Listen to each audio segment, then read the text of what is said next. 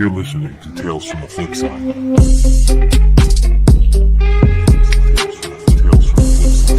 Tales from the Flipside.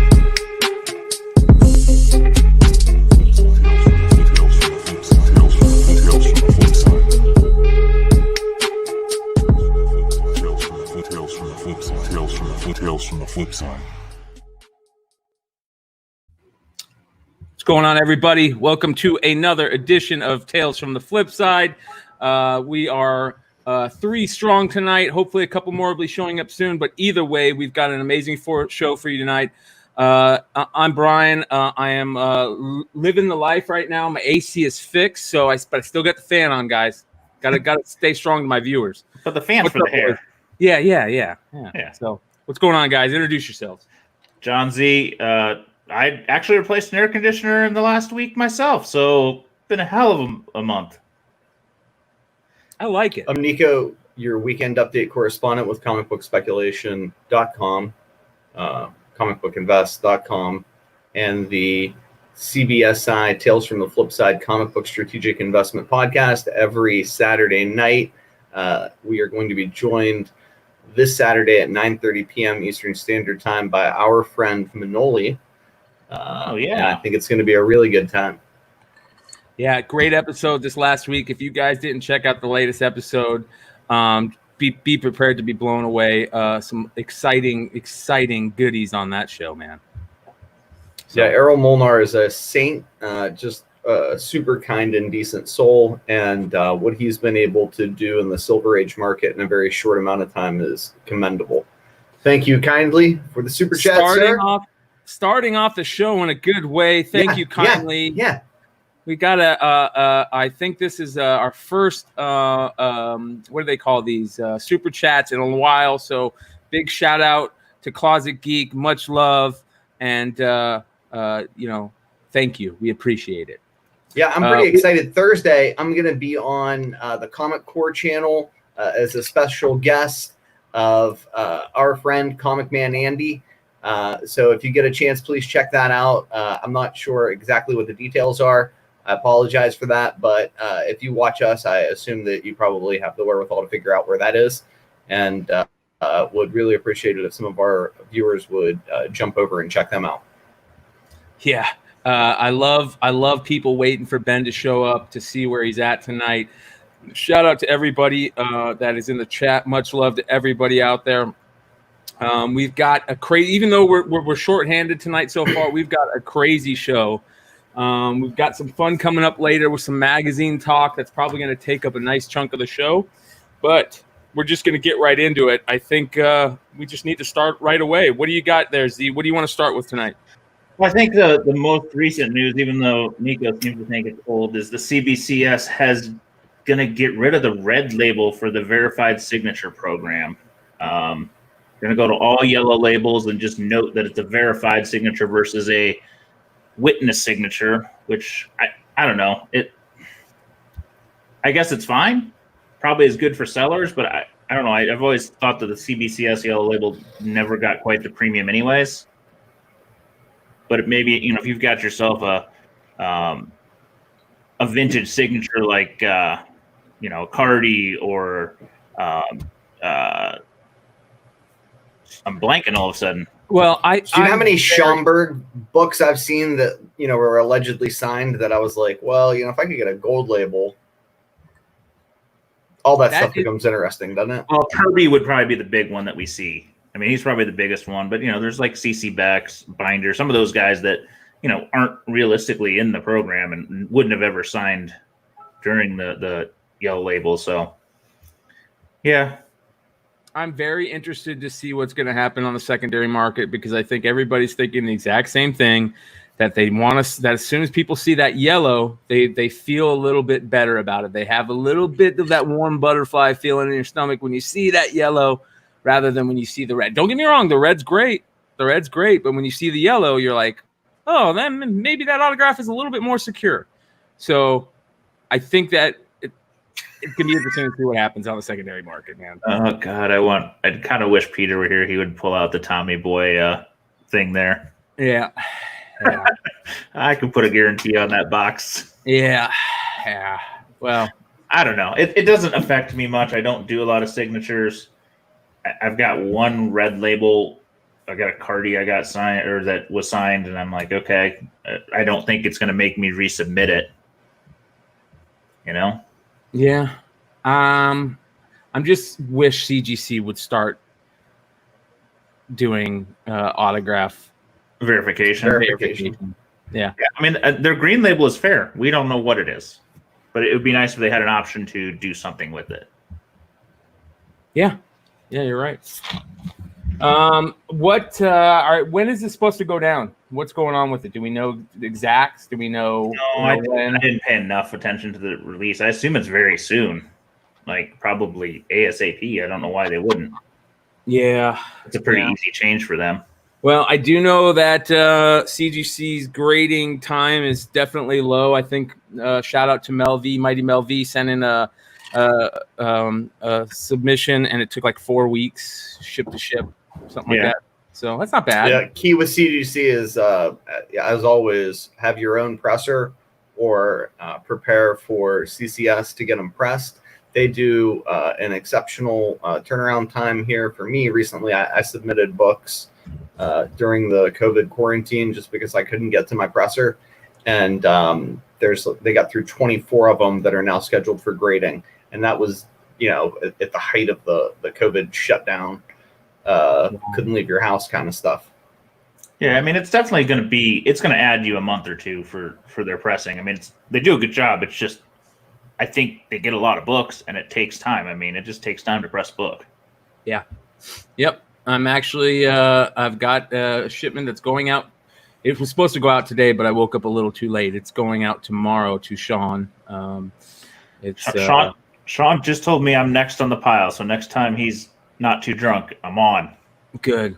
I was going to say not drunk, but I've got like 6 boxes that are ready just to start staggering to Sean. That I'm just going to start staggering to him. So maybe just start learning how to do pressing myself, considering I got one.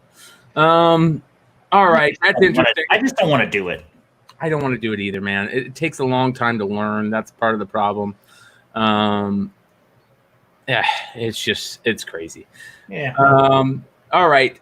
Some other craziness is this. We got to talk about San Diego at home. Comic-Con at home a little bit, right? The nuts that happened with the IDW books. We'll just hit on that real quick. That freaking Peach Momoko, Usagi Yojimbo is the bane of my existence right now because I'm trying to take smart people's advice and wait on that book before I pull the trigger because I love that cover. And I probably I'm hoping that it drops. But those books were $10, $15 books that the majority of them sold out in minutes, and some of them didn't sell out in minutes. I'll give it that, but they sold out in an hour or so. And as soon as they were sold out, they were on eBay for $400 or $500, $200, $300. Crazy. I mean, if you look at half of the Hot 10 list last week, it was all those IDW books. Very interesting. I know there was crazy rumors. I heard crazy rumors that they messed up and they had they offered 10 at a time and then they went to 2 at a time, and then all you had to do is just refresh your page and you could keep getting 2 at a time, 2 at a time, 2 at a time. And then I heard an even crazier rumor. That's why the CEO had stepped down, which isn't true. It was nuts though. It was crazy to see. The comic book market is strong. Yeah, I don't know the CEO thing, but my impression is he kind of left on his own terms because I think he has been doing a fairly good job. I mean, IDW's been doing well as a brand. Yeah. No, you're right. Emiliano, I'm with you, brother. I think that listen, no, I'm not saying anything bad about Peach Momoko. I just don't like the majority of her superhero work. But when she does that traditional Japanese style stuff, it is knocked out of the park. And that's exactly what she did with that. So I will say that. Now, did you guys jump on the other Usagi variant that I think I sent to both of you? Yes. I said screw it. I just bought one of each, and actually I'm going to bring those up. Well, go ahead and talk about them real quick there. Yeah, I mean, I wish I knew a ton. I just paid for them. Who was the seller? Dogu.com. I don't even know who that is. Say that again, Z. Dogu.com. And so there's two different versions. There's a foil version that's the albedo cover, and then there's a what they call it, a chibi. Yeah, looks kind of like a it's like a pop, but it's like an animated kind of manga something. Yeah. Think if Scotty Young did manga, basically. And the foil covers were limited to 1,000. The other cover was limited to 500. Not a big buy-in. That's without a doubt. This one was limited to 500. You could get them remarked by, I believe, Sakai and his daughter. So this one is by Julie Sakai, which is very cool. I didn't notice that. Yeah, so it looks like there's still a couple available. So if you guys want to go, and I know we're limited to it. I don't know if this is limited. I think the one of 500. That's one of 500. There you go. Only 500. That one. So it says we are proud to present not only the recreation cover, the first ever Usagi Yojimbo cover, but a fun tribute piece. When she's talking about the recreation, she's talking about this cover, which is the other cover, and this is the foil variant to Albedo 2. Yeah, Brian, are they still available? They are, and there's 1,000 of these and 500 of the chibi covers.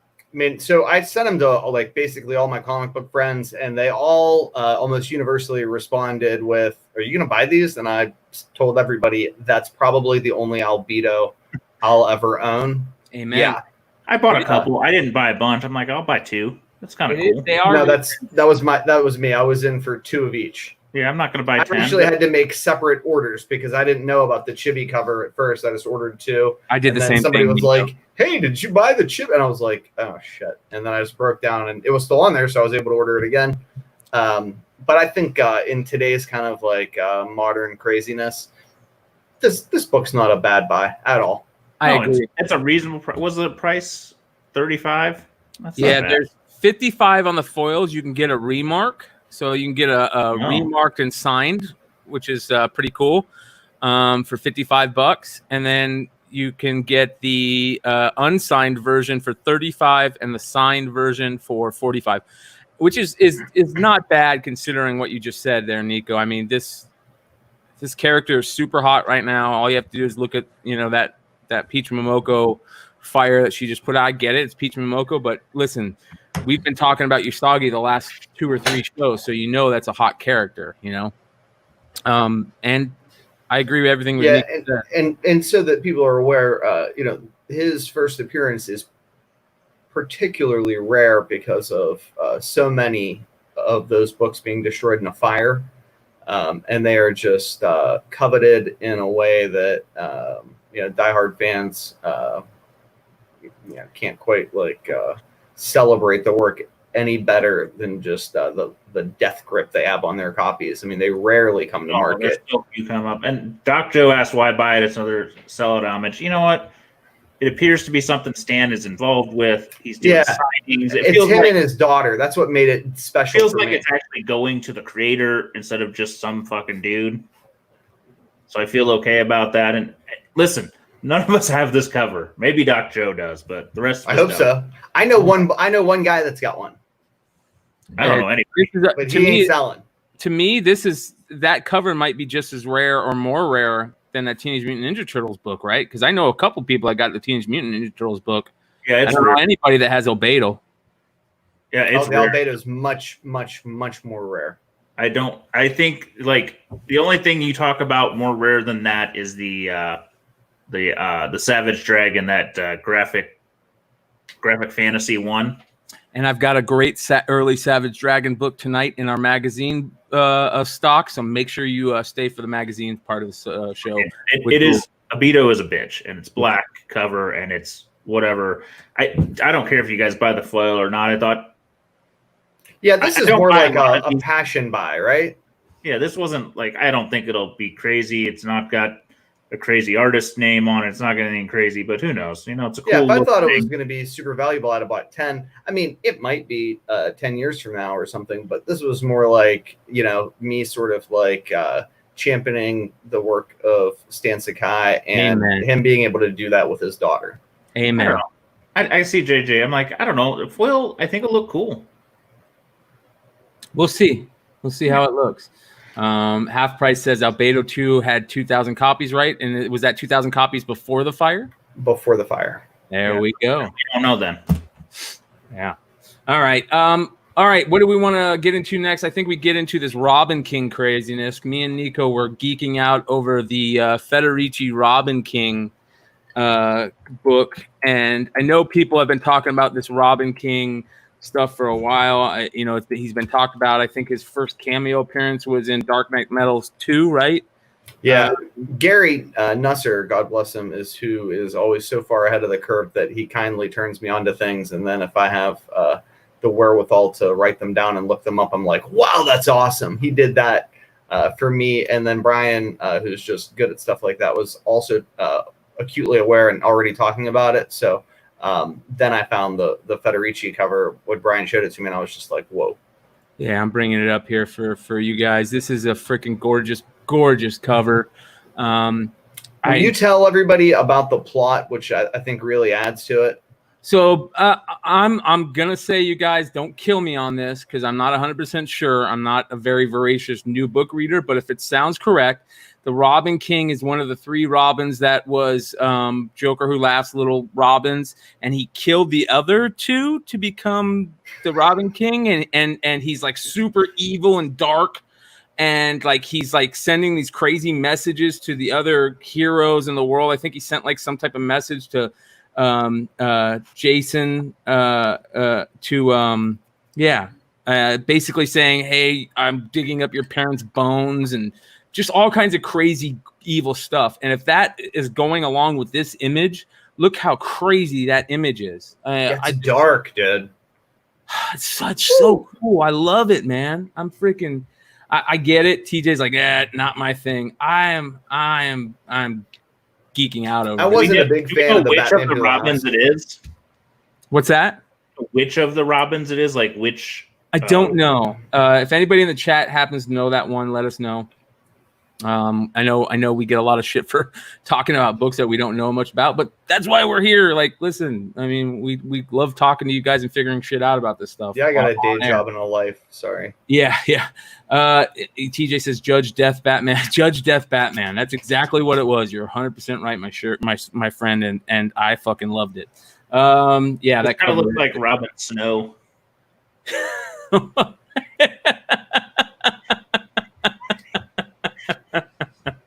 Now you're gonna have the Game of Thrones fans just. Yeah, he's probably gonna. He probably is in love with his sister. It's creepy and weird. Yeah.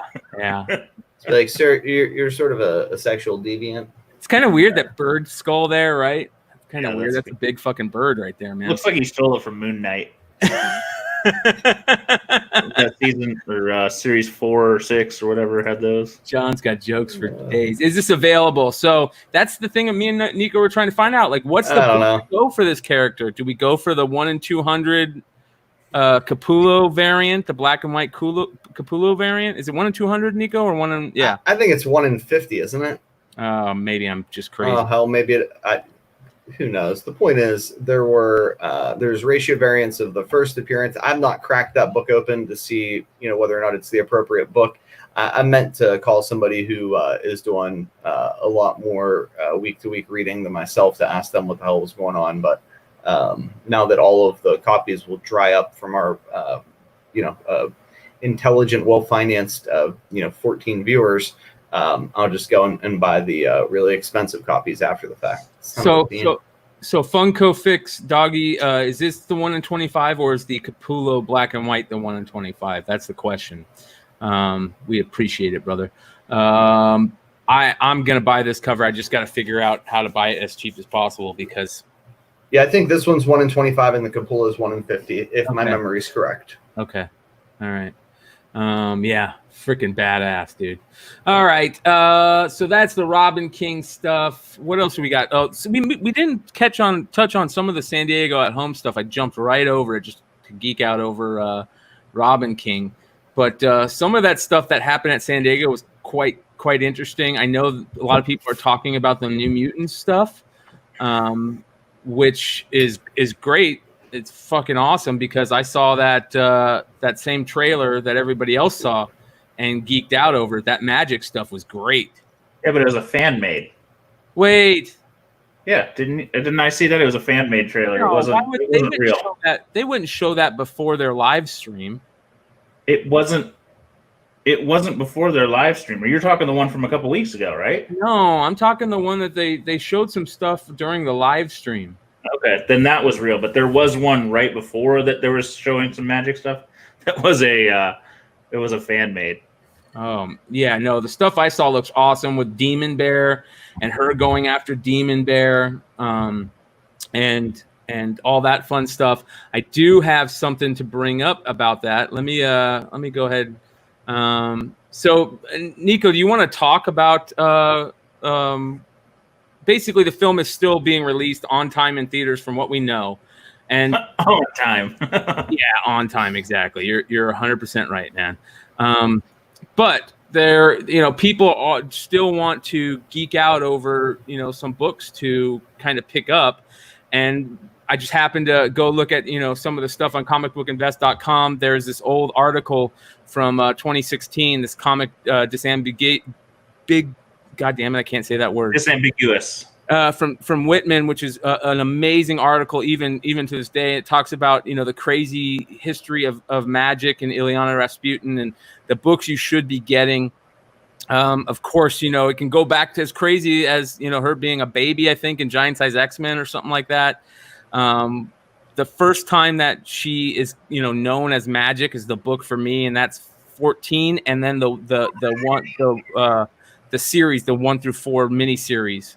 To me, those are the books, personally. But there's a lot of really good books out there.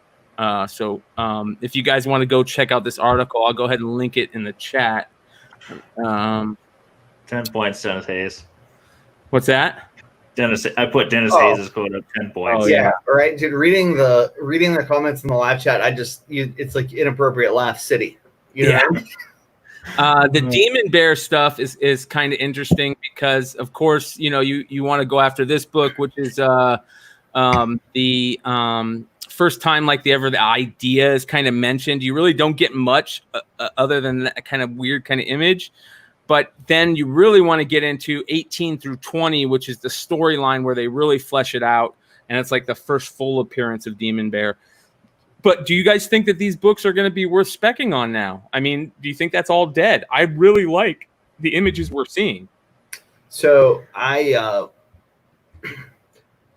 get back in on the magic books after the attention of the crowd is off. I like her as a character.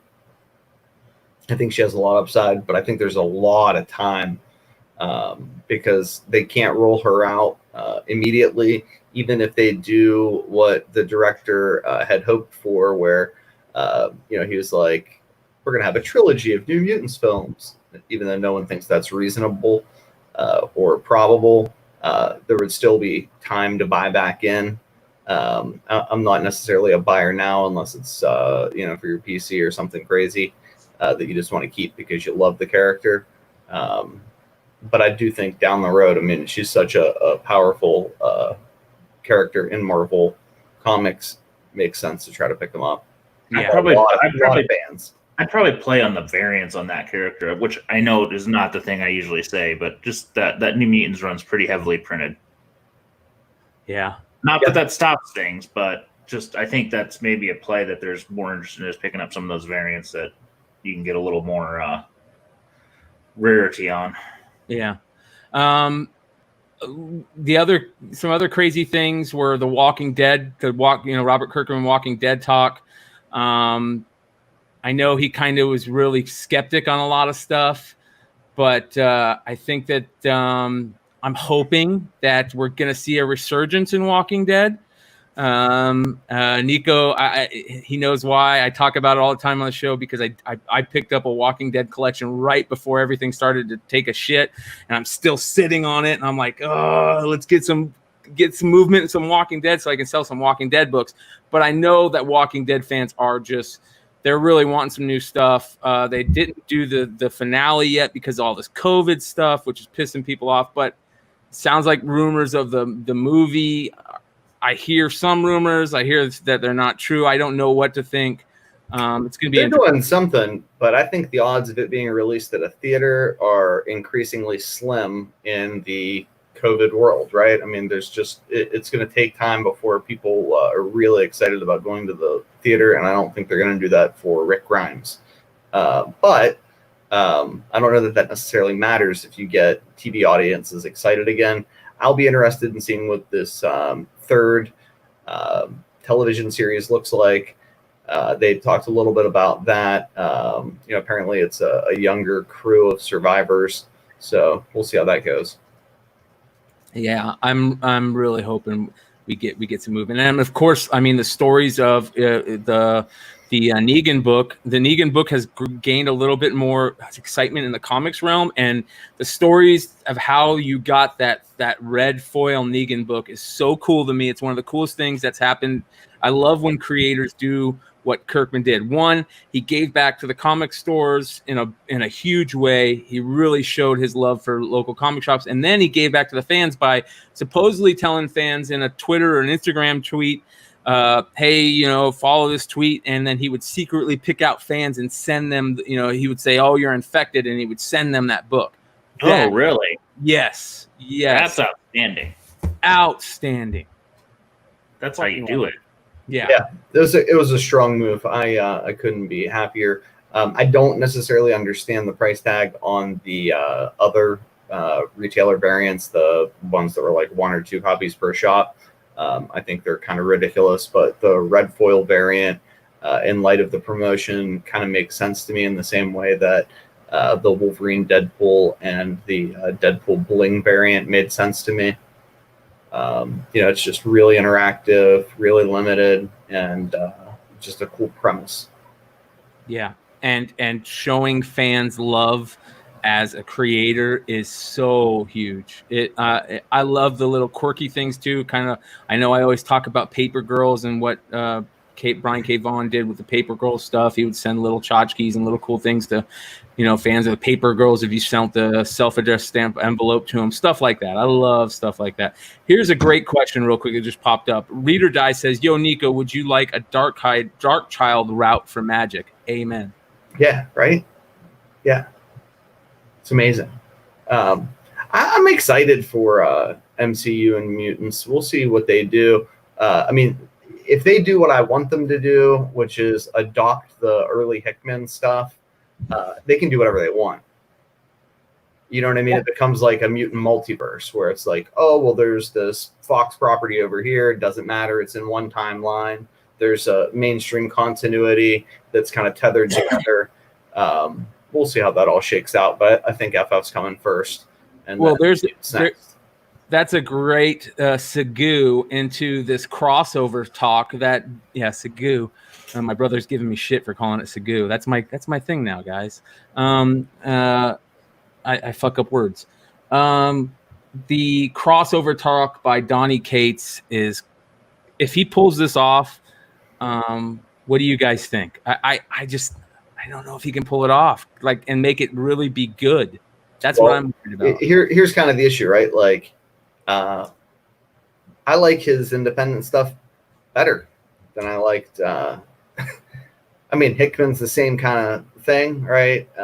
Rick Remender, stories. You sort of name them. These guys really thrive when it's a labor of love, their own characters, their own archetypes, their own story arcs. I think it's a no-brainer. I won't go crazy, but I'll buy copies. Yeah. And worst case scenario, you know what I mean? They're worth nothing. It'll be fun. I still read Donny Cates' stuff, even if I give him shit on the podcast for not tying up stories the way that I'd like for him to. Well, the crazy Dawn Country is awesome, right? Yeah, amazing. I think you hit it on the head by talking labors of love. It's their own characters. It's something they really want to put their effort into. Now, don't get me wrong. I think they're putting good effort into the other stuff, but you always put more effort into your own baby. But the crazy thing about this crossover stuff to me is that. Yeah. Do you want to share the premise with people? I don't. Again, I'm going to sound like a stupid comic book person again that doesn't know comic books, but it sounds like it's going to be like a our world type thing where either a young girl has something happen, maybe where she gets locked inside her head, or something else weird happens in her comic store, where certain heroes from other publications, DC, Marvel, Independent, Image, maybe even Star Wars, all show up in her world. The wall between fictional literature and reality breaks down, and these classic characters from fiction show up in the pages of the comic. I think that'll be pretty sweet. I'm excited. I think it's a great premise, and we'll see how much room they've got to run with it. Yes. The crazy thing is that a couple of months ago, when people were talking about blue and red, green streaks in comic books, and could that be this? We were all, a couple of us, including myself, was like, come on, that's just them joking around and putting stuff in there. But if they were really planting that seed that far back, I like it. Blue Grain says, so kind of like Ready Player One for comics. I don't know, maybe, kind of. We'll see.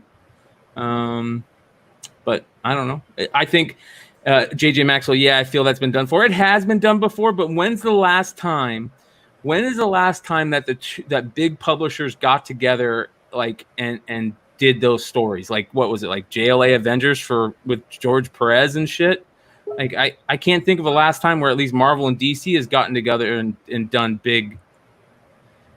It's been a while. I mean, it's and all it took was Donny Cates to float an idea, because everything he touches is gold.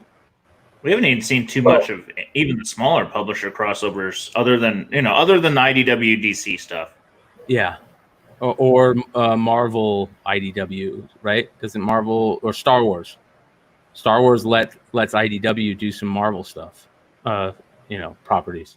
Well, Marvel lets Star Wars do IDW, or lets IDW do Star Wars books. Yeah, that's different. Yeah.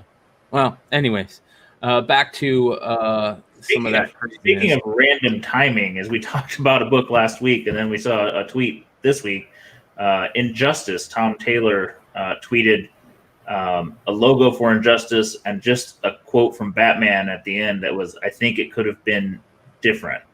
So seems as if he's teasing some more to the story, whether it's going to be a different version, whether it's going to be a continuation.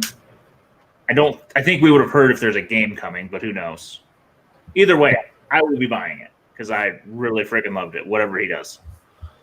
I do hope they get a slightly higher tier artist, because that's always been the thing, I think, holding it back from being like a premier property, where we talk about some of those other ones. It's always just been great story and the art's okay. Can we talk about something else that kind of came out over the last week that involves another Tom? Yeah, this is fun stuff, guys. This is the type of shit that we need to end quickly in comic book kingdom, in my opinion. But we're gonna probably ruffle some feathers here. But good old Tom King decided to not do research before trying to destroy somebody's lives. Multiple people's lives, it sounds like, when he must have got butthurt about something and thought that Jay Lee had something to do with this Comicsgate ridiculousness, and decided to kind of like, I guess you call this doxing him, and would this be considered doxing? And put out a comment that said on Twitter. Today, DC put out an alternate cover to Rorschach by Jay Lee, who has also done covers for Comicsgate, a hate group. DC does not consult creators on alternate covers. I reached out to them to express my deep disappointment. Far as I'm concerned, this is the cover. This is the cover to Rorschach #1, and he put out the non-Jay Lee one, I guess. Then he realized he fucked up and decided to not even put out a real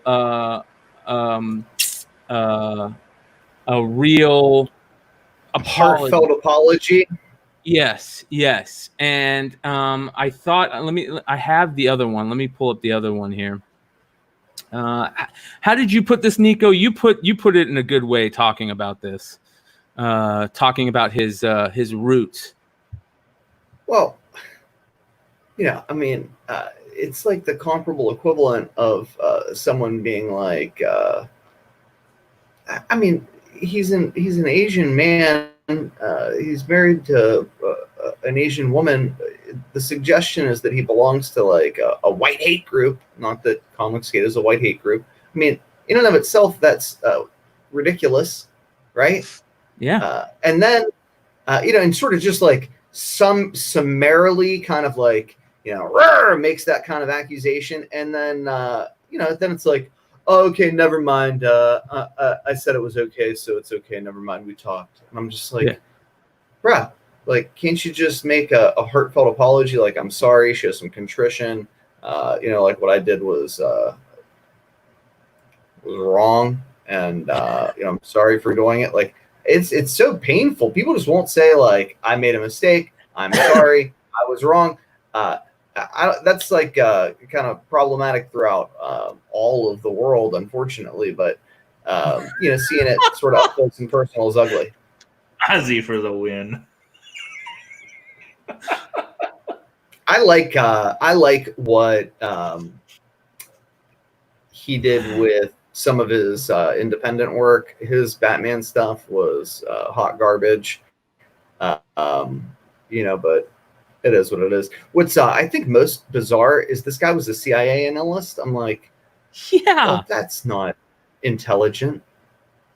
Let's just say the smartest person in this conversation is Mr. Lee for not being on Twitter. Yes. Oh, so Tom King, yeah. here's Tom King's quote unquote apology. He released this statement on Twitter also.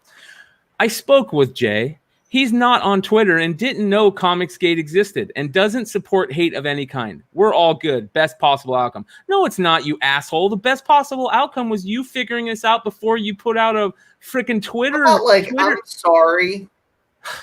I made a mistake. What I did was wrong. My apologies to Jay Lee and his family and friends and colleagues. For suggesting that he was engaged in some sort of nefarious plot for whatever. I mean, good grief. Anyway, I hate to give too much oxygen to it. It's disappointing, but hopefully Tom King does the right thing and doubles down and makes like a legitimate, genuine apology. And if he does, I'm done with it. Yep. I agree with you 100%. The man, the myth, the legend. Woo! In the building. Woo! Guys.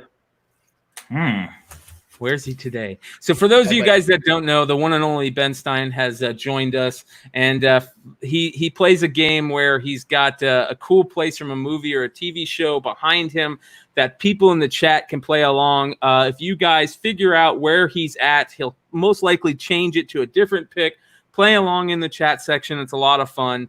Try and figure out where Ben is at tonight. How's it going, brother?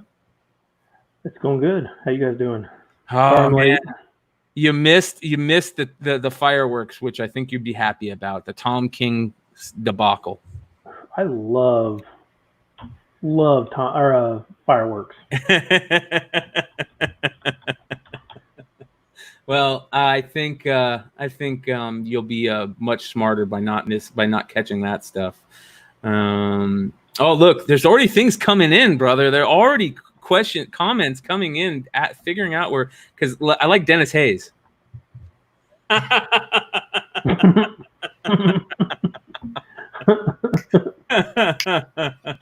good. I like it. So, but we're stoked that you're here, brother. All right. anything else? Let's see here. What else is crazy before we get into some of the market report stuff? What else did we miss, Nico? Anything else that you can think of? Yeah. Let's talk about Hawkeye.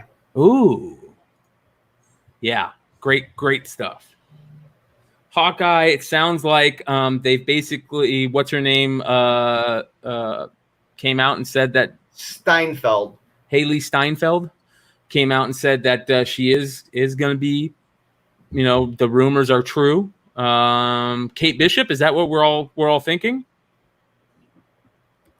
What's going on? So. Yeah. I mean, yeah, old news. CBR ran an article. Did they confirm? Is that what happened? Or she confirmed? Point is, Hawkeye's supposed to go and start filming soon, as is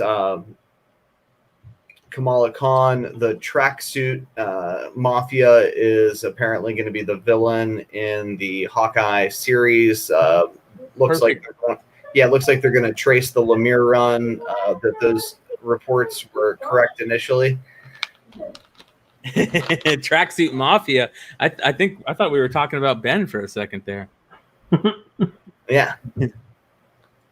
So I think we'll see how this shakes out, but it looks like people's instincts were correct. The street level Marvel TV stuff appears to be getting fast tracked, and it looks like they're going to try to get the TV shows out while people are quarantined or less likely to be going to a movie theater. Good, in my opinion. Say that again, actually, before I say that. What did you say again? Because I caught the last half of it. I probably should say good before I know exactly what you said. I said that it appears that Marvel is going to try to fast track the television series, get them out on time because, one, street level stuff's easier to film, and two, people are more likely to be home enjoying television content on Disney Plus rather than running to their theaters to watch big blockbuster films. So, I think as a buying strategy, looking at like the Hawkeye books, the Kamala Khan books, even the Winter Soldier and Falcon stuff has more traction. WandaVision already being done than, for at least a quick flip than some of the bigger budget stuff that may take years to see the big screen. Yeah. I'm really stoked for that. But here is the question: where are they releasing that stuff again? Is that all going to be released on Disney Plus? It's all Disney Plus. There we go. That's the key. Yeah, one of the things we didn't talk about was the Hellstrom Hulu Plus series. Remember, they showed the trailer for that at SDCC at home. It got kind of mixed reviews. I heard initially from people who were like, this is hot garbage. And then I watched it and I was like, it doesn't look that bad. But I've got a low bar if it's a comic book related TV or film property. I'm like, I could watch that. So I'm probably not the best judge. Yeah, I used to be like that. And then probably 3 episodes into Daredevil, I was falling asleep on my couch. Oh, this is slow. Like season 2. Season 1 was good, but season 2 was tough. I never finished it. I made it further than you, but I can't say that I finished either. I watched them all because I freaking love those things. I thought they were the best comic book stuff that had been put out until Teen Titans came out. Titans was awesome, and that's all kind of up in the air now. Well, Iron Fist was so bad that it kind of soured me on all of it. I heard the reviews were so bad I didn't even watch the first episode of it. I didn't even give it a chance. What didn't you give it a chance? Well done, sir. What didn't you give it a Iron chance? Fist. Iron Fist. Well, that was a shit show. It was a painful one to get through. Painful. Where'd Brian go? He left us to our own. Yeah. All right. What else? Are we done with I had to let the dog out. Are we done with the news? I want to get to one thing before we move on to Market Report. You guys, we have a really cool, we've got all kinds of new shows coming, but one show that I want to talk about that is a lot of fun that we have coming is a little bit different. It's not based on just comic book stuff. It's a whole world, a whole universe of fun. And that is, we have a Star Wars show coming. It's called Tales from the Dark Side. It's going to be talking about theory crafting. It's going to be talking about the Star Wars universe, what's coming, how it got there, who's in charge, who's doing what, great characters that you might not know about. It's going to talk about cool props and artifacts from the world of Star Wars, toys. We're going to talk about. It's going to talk about comics. It's going to get into just all kinds of just the world of Star Wars. That for you Star Wars fans that you love hearing about, that you might want to talk about, that you might want to find out more about. And I'll just get into it. We got a quick little teaser for the show. So here's the new teaser for Tales from the Dark Side. I hope you guys like it. Check it out. One last thing. It's a revolving cast, but this is basically from the mind of Marco. He's going to be new to the Tales from the Flipside channel. And you'll see him here in this teaser, of course, joined by me, Mike Morello, and Solo Wookie. For all of you guys that don't know, you guys recognize Solo Wookie in the chat. He is going to be part of this show. Lots of other people, but from the mind of Marco, and I give you our Star Wars show, Tales from the Dark Side.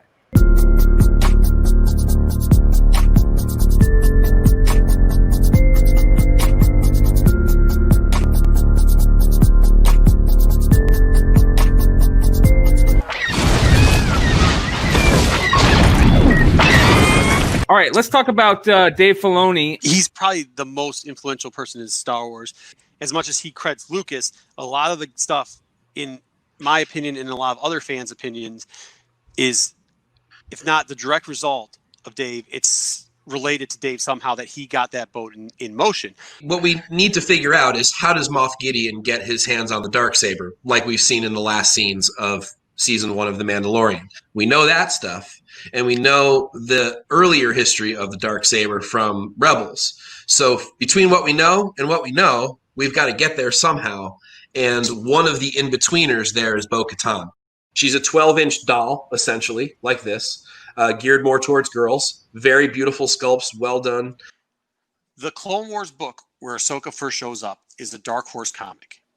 The only thing that is canon in that, as far as story arcs go, is Son of Dathomir. And then you have what they call the animation cell variants, which were the 1 in 10. Real cool. We asked some of our friends and some of the people that we know to send in a couple questions.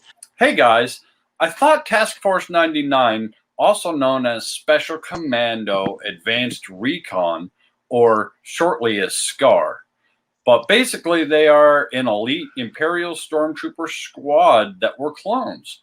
The first appearance of Task Force 99 is Star Wars 19. Can I get some clarity? Are these guys the comic book iteration of the Bad Batch? If not, what's the difference? Also, what books and arcs are must-haves for their story? Any explanation and help would be greatly appreciated. Great question. Yeah, it is.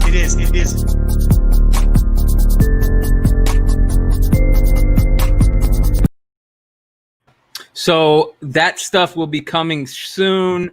We're hoping to have it out here in the next week or so. First couple episodes, it's going to be different types of things. You're going to have short little videos, long videos, all kinds of stuff, podcasts. It's going to be a lot of fun, and we're really looking forward to you guys being there for it and growing with the show. So, hell yeah, cool.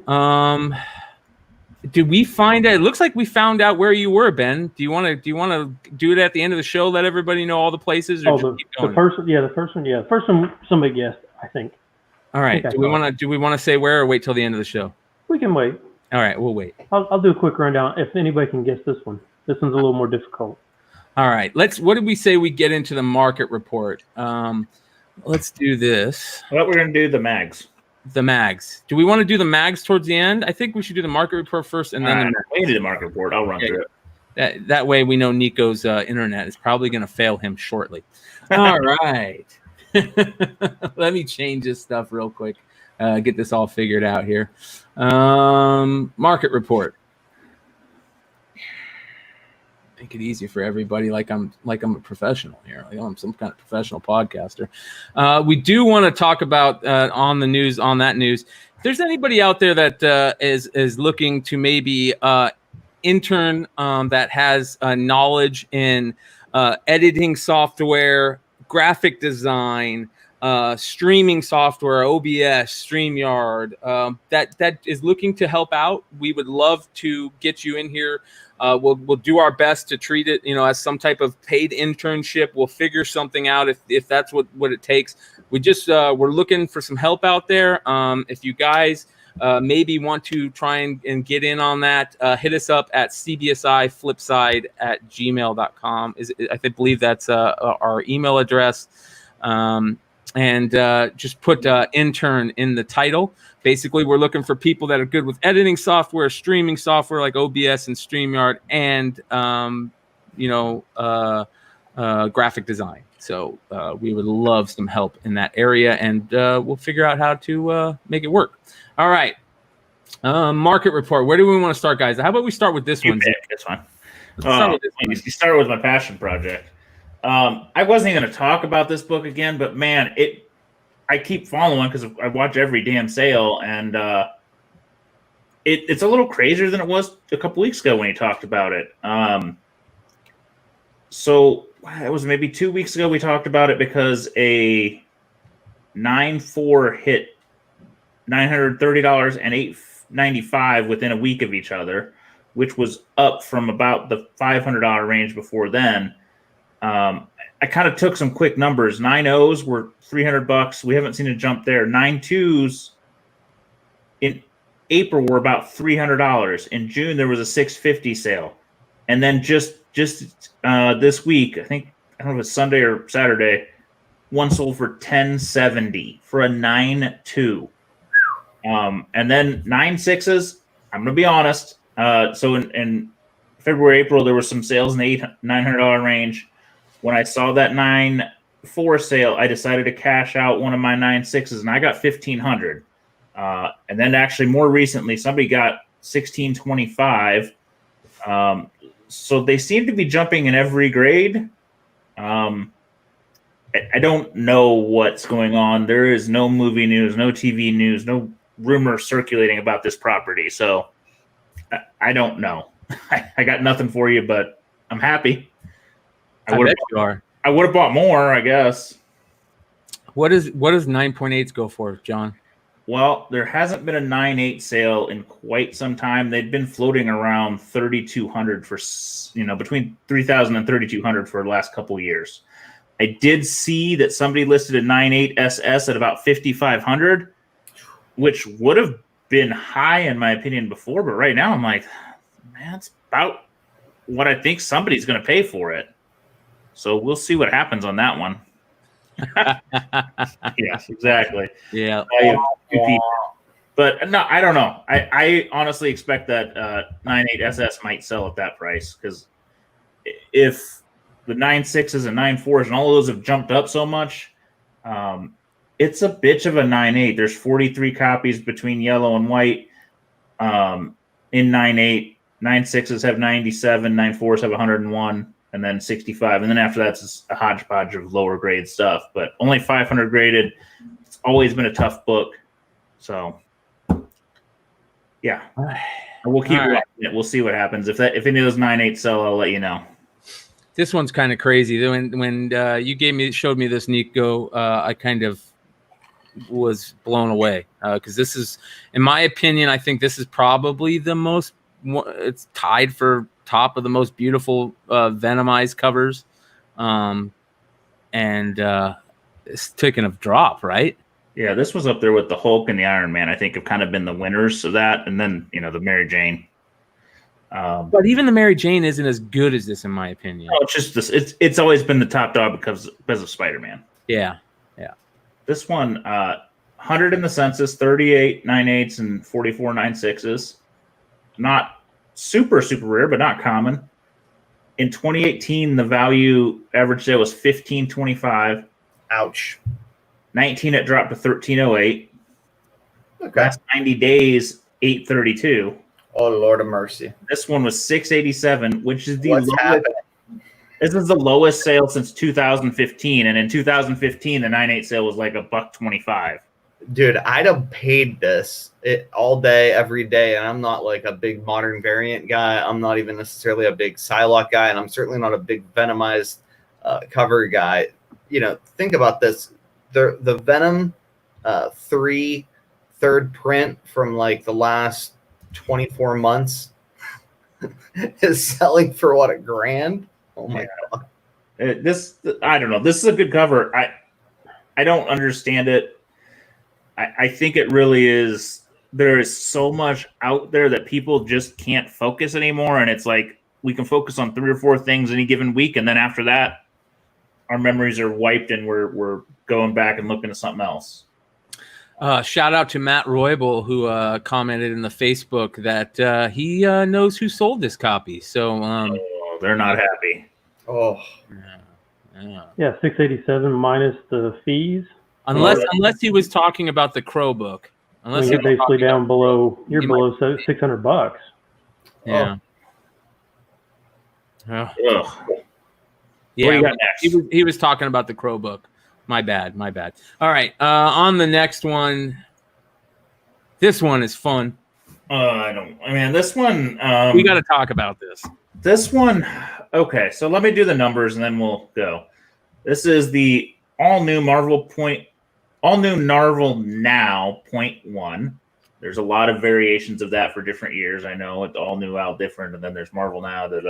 This is the one with the Kamala Khan. This is the second print, which generally is more rare. Numbers are tough to find because this was infamously found in the Five Below packs for a while. I remember finding 4 or 5 and selling them for $50 and was really, really happy with that.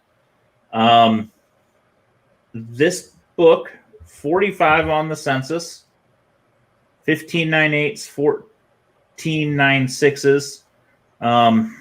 2018, it was a $3.99 book, couple sales. Or 2019, $3.18, couple sales. 12 months, $470 skewed because of this last sale. January, it was a $350 book. June, it was a $291 book. Yesterday, $920 for this book. Steve, real quick, Z, it looks like Steve Horn. Are you talking about the Kamala Khan book? This point, so you sold it. Steve, if Steve sold this will be interesting because that's exactly what this is a perfect example of how we like this show to work. Trying to figure out craziness in the market and find out like what's going on. And here's a perfect example. If this is oh wow, look at this. The winner turned me down at $5.99, so I started an auction. Wow. So yeah, shout out to Steve Horn. For those of you guys don't know, Steve Horn is a big part over here with the Flipside crew and not just the Flipside crew, but our community. He is instrumental on the DCU variants, and he's got a great website that he's starting, My Bargain Comics, and make sure you guys go check out his website. But here's a perfect example. We're trying to find out what's going on. I told Z, I think I said I feel like this is all around those young characters, that we're seeing. It's the same reason why that Outlawed 1 in 50 is selling for ridiculous amounts, because of these young characters being on it. And I asked Z, I said, what is the 0.1 1 in 50 selling for? All right, so that's interesting too, because that one, I didn't do all the census data on that. Sorry, it was a quick last minute addition. The 1 in 50 was an $1,800 book semi-recently, and lower before that. Last couple of months there was a sale at $1,800. Wait for it. So the other day it sold for $37.50. It doubled. Oh. So I'm not saying these are fake sales. I just question when we're on these books that there have been no sales data and they triple. Who's to say maybe this is not that example, but a buyer that has several copies says, I'm going to up the price. I'm going to buy every copy of a rare book that nobody else is going to list. 1 or 2 lists. I'm going to buy them up at a really high price. And then I'm sitting on 5 that are worth more than when I started. So I know sound like I'm fucking on the X-Files, but some of these prices just don't make sense to me. No, Z, you already explained why you feel this way, and it's why we all feel this way, because we're looking at these numbers and we're either saying, shoot, I have one of those. Should I sell it? Or is this fake? Or why is this selling? We're trying to figure it out in our head. And that's just the easiest thing to go to. But I really think that, I don't know, man, like, this is where the comic world is going. Younger characters, younger fans, the video games, the TV shows. I mean, we're seeing it all in the Miles, the Ahsoka, the Silk. I mean, look at that news that came out with a new Miles book where he's going to be the leader of those. It's like an all-girl team in Miles of Spider-Man, young Spider-Man characters. You know, Silk, Spider-Gwen, Aranya. What was the other one, Nico? Spider-Woman. So let me ask a question then. Is our problem that we're thinking from an investment standpoint and we're not thinking from the fan angle? Maybe it legitimately is a fan and they are just that hyped to have that book, and I can't. I've been saying that forever, Izzy. I think that's a lot of my problem. I don't know if it's anybody else's, but I lack an emotional connection with a lot of the books that are, week to week. It takes a lot for me to pick up like a weekly book, and I'm not really excited about Venom 27 or whatever it is. The God, Butcher, Killer, Sword, Null, Thor, Black Hammer, Ghost thing, and the three eyes in the sky. Like, it just doesn't do it for me. Like, I'll probably pick up a trade and be like, oh, that was pretty good, or, but like 6 months down the road. And I don't have that emotional connection. And I think a lot of people do, and they're not going out. They're not hitting the bars. They're not running around. They're, not going out to eat. They're staying inside, and they've got a little bit extra income. Maybe they're selling some of their books on eBay because they're stuck indoors and listing them, and boom. And it doesn't take more than they sold Venom and bought this. Well, it doesn't take more than one or two aberrant sales for something to become the new normal either. Right? So, like, maybe some are fake, maybe some are not. But, like, if the fake ones are followed by real ones, it's a new normal. And, if it's an aberrant sale because it's 2 times, 3 times what, you or I would pay for it, and then somebody else does it again, it's the new normal. This is a great quote right here, and I'm not mad at this. I think that this is what the truth of the matter. Some of us are just feel this way, and that's okay. I mean, make some money off these books. That's what we're doing. That's what we do. But I agree. Wouldn't say I agree, but I've said that I think that this is a natural part of the natural way the market is going. It's going towards these younger characters. They're pushing these younger characters. I get the younger characters, but I mean, this is one of those really ambiguous first appearances anyway. So it's not like it's said that before the show. It's a shit show of a first appearance. I mean, if you're gonna spend the money, you're gonna buy the second print Captain Marvel 17. I mean, that's it just why would you better if she's on the cover? I got one for almost this price. I mean, she's on this cover as well. Yeah, I mean, she's on this cover as well. But gosh, I mean, if you're going to spend $1,000, I mean, you might as well spend 2. And if you're going to go for the white whale, go for that damn 14 variant. Yeah, I mean, I just don't. That the thought process on some of these is not even just, hey, that's a really cool book and that's a first appearance and it's going to have longevity.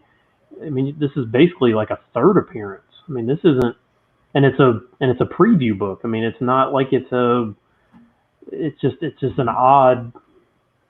I mean, good for the sellers, but I just don't. I can't wrap my head around dropping $1,000 on this.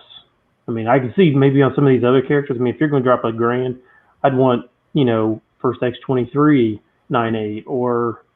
Even if you're going for something that's rare, go for a really cool looking variant that nobody has, or something like that. This is not a great cover. This is not really a first appearance. Stay on that quote, please.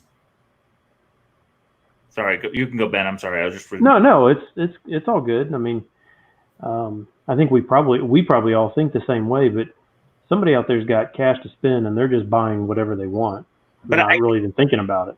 I guess we keep thinking as investors, and maybe that's where we fail, because I look at that book and I go, at $1,000, what's the upside? And maybe that's the cap. Maybe the next 10 sales are between 800 and 1,000 because the fans buy at that point. But I just, even let's say what kids are going to grow up on it? Because my kids right now are 10 and 12, right? And 8. So they're watching shows now. That generation, and I've said it before and I said it again, the favorite shows they're watching are those Avengers shows that are pre the new Marvel, and freaking Teen Titans. Teen Titans of all descriptions have been on TV forever. Like, if they ask me a superhero, that's who they know. That's who they're going to talk about. So the people that, if they're going to put this in media, they're going to put this on TV shows, they're going to put them some, is even a younger generation. So you're investing in something that's going to maybe get popular nostalgia-wise, because nostalgia is a 25 to 30-year cycle. I don't know how many years out. Yeah, I can see spending the money on them, because honestly, I don't know if you guys have noticed it, but $1,000 book is now, it's like the new $500 book. I mean, whatever used to cap out at 500 is now capping out at 1,000. Yep. They're definitely worth more. I'm just questioning this particular book just because it's of its strange first appearance, not first appearance preview. It's a blue label cover versus a red. It's not, because a lot of people pay for at least the Null has a different cover. Yeah, sure. But here's the thing with this one, the Marvel Point ones, which is why I think you're getting the huge number on the 1 in 50. They're a pain in the ass in 9.8. If you ever try to sub them, I mean, they're big. It's a tough 9.8. Second prints got banged up a lot. I didn't look at the census. I imagine it's small. I know you said that the numbers. Yeah, it's not big, but I don't think people graded it because there was no sales info. There's no reason. Well, but I think they're going to have a hard time repeating this, for the record. They just are. It doesn't store well. So, I don't think it's an outrageous sale. I've seen a lot more outrageous, but I'm like Ben. I probably would have bought something different. We all would have bought something different because we're fucking dinosaurs, but that's beside the point. Well, and I hate playing that. I would have bought this over this. I hate playing that game because you could do that pretty much on any single book. I would never spend $3,000 on a Silver Age book. I just wouldn't. I don't like Silver Age. I think Silver Age is crazy overpriced, and if I'm going to spend $3,000, I'll buy either a ridiculously rare variant or a Golden Age book. So I don't like playing that game. But your variant that you buy and keep is going to be fucking pretty, right? It will, yes. It will be a gorgeous cover, yes, for sure. Exactly, and I think Steve's observation is smart too. Like, if you're going to run the cycle on this, these Kamala Khan first appearances, hell, there's only 16 of them. Yeah, but how many will there be now that there's a $900 sale? I don't think that many more. Bullshit. They were in these 5 Below packs. There was a shit ton of. Maybe I understand that. There'll be a lot more books on the census, but I don't think there's going to be a lot of 9.8s, dude. That book doesn't press well. There'll be enough. It's thick. We'll see. That's a bet I'd take, honest to God. I'm going to look how many first prints there are, because there's a lot. I got to bring it up. JJ Maxwell's point is another great point. And I know I've thrown it up there a lot, that modern collectors don't have the ease of going into a shop like they did 5 or 6 months ago. So we're seeing these higher sale prices. And I totally agree. This is part of it. Yeah. And I think Jon G asked, what does the CGC label say? And I think it says, I can't remember, but I think it says first full appearance or something like that. Because and maybe like predates Miss Marvel #1. 14. She was in 14, right? Captain Marvel. 14. That's like a cameo weird. That's why it says cameo. 14, 17. Yeah, but it's the cover of 17. Yeah, it's the cover of 17. I mean, it's right there. I mean, that's a full. I mean, it's freaking cover appearance. I mean, I don't know how much more full you can get. Yeah. So Nico, there's 186 of the first print 9.8s. It's not that fucking hard. They weren't in 5 Below packs. All right, whatever. We'll see. I guarantee you, when a $1,000 sale hits, the census jumps a fucking lot. Half Price Crook, great point. This brings up me a quick segue into our other new show, Modern Playbook. We have another new show that's going to be fire for you guys. It's going to just totally key in on these modern books that you guys should be maybe taking a look at and other things. And one of the guys who's going to be in the first show that's coming out here, hopefully later at the end of this week. Shout out to Mr. Longshort. Half Price Cook is going to be part of this group. Mr. Longshort. We're going to have Gary Nusser. We're going to from the Comic Perspectives that Nico does every Sunday morning. We're going to have Mercenaut is going to be there.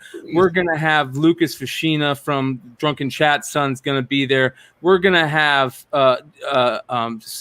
Sleepy John's going to be helping us. Okay, hold on. It's almost everybody. Who's next? Last but not least, you got to drop royalty. Matt DeVoe. What's up? What's up, Matt DeVoe? Yeah, a lot of guys are smarter than us in the modern market. Oh yeah. Maybe not that, but and one of the things, and John, and yes, Brian probably too, I guess. No, I don't know anything about this shit, man. Yeah, me neither. It's trifecta, Stein. It's just you, big guy. One of the things that Ben does talk about in this unreleased episode that I'm dropping a little teaser about here right now is the second print syndrome, and exactly that. And I think that might be a big key to it. So we'll see that soon. Modern Playbook coming soon on Tales from the Flipside. All right, next one. Let's see here. Boom. That's the same one. Boom. That one. This one is crazy. This one confuses the piss out of me, and it ought to confuse all of you. I don't know. This feels like probably an insider bought it and it's like, fuck you guys. I know where it's going. And I've said the F word so many times I apologize. But it is warranted. So census data 6,000 graded. Not surprising, a Spider-Man book. Surprising fact, 4 9.9s. 4 black cover. Holy Jesus. That's unbelievable. Last one sold in 2014, or at least recorded sale was 2014 for $5K. So just put that in your head. 9/8, 404. So quite a few. This book stored well post bag and board culture, so been a key for a long time. And 932 9/6s. 9/8s. 2018, it was a 1,600 and change book. At that point, I thought, well, that's a high investment. There's probably some upside, but probably 30%, 40%. 2019, it jumped that point to close to 2,000. Last 90 days, it actually was trending down to 1,875. I think we talked about one, didn't we? And actually, on June 7th, it sold for 1,775. Wasn't that the one we talked about on the show? Probably. So that was what, 5 weeks ago, 6 weeks ago? I think it was one of the first market reports we did. This one sold for almost $3,100 US for a Canadian sale. Lord of mercy. That's freaking not quite double, but so close. Holy crazzoli. And this is not a book that you're going to sub and say, I'm going to get a 9.9. No, it's like somebody knows something, right? Who pays almost double in a live auction from Canada? I don't know, but I wonder who the Hollywood starlet is that's going to be Black Cat and a new Right. Sony. Her boyfriend just bought it. Right? Or she did. Oh my She god! did, right? One or the other. Just a side note: a 9.6 goes for about $500 right now if you're looking, and maybe that's your buy-in price. I don't know, because if it just doubled in the 9.8s, 9.6s will follow some sort of trajectory if this is a trend. You could afford to crack press and reslab a lot of them. Oh God! How many 9/8s did you say there are? A ton. 400 9.8s and 4 9.9s. Yeah, I remember hitting. I I remember going to a store somewhere in Georgia, like right on the Georgia South Carolina border, several years ago, and the guy had an entire room full of Like they were like 70s and 80s Marvel and DC, and he just had stacks of. And I have a feeling that that's probably those 9.9s probably came out of something like that, where somebody just was sitting on a stack of them that was stuck in a box. And 9.9 is just so random, though. I mean, sometimes they don't give them. No, I would be like, there's just books. Like Superman 75 has none. I'd like to see somebody that does with one of these engines. We have to talk to our friend Matt and see if he can pull what book has the most 9.9s outside of like, some of the metal covers or metal or lenticular, like a legitimate book that has a lot of 9.9s. That feels like a lot for that old a book. So, Steve Horn, you are going, my friend. Yep.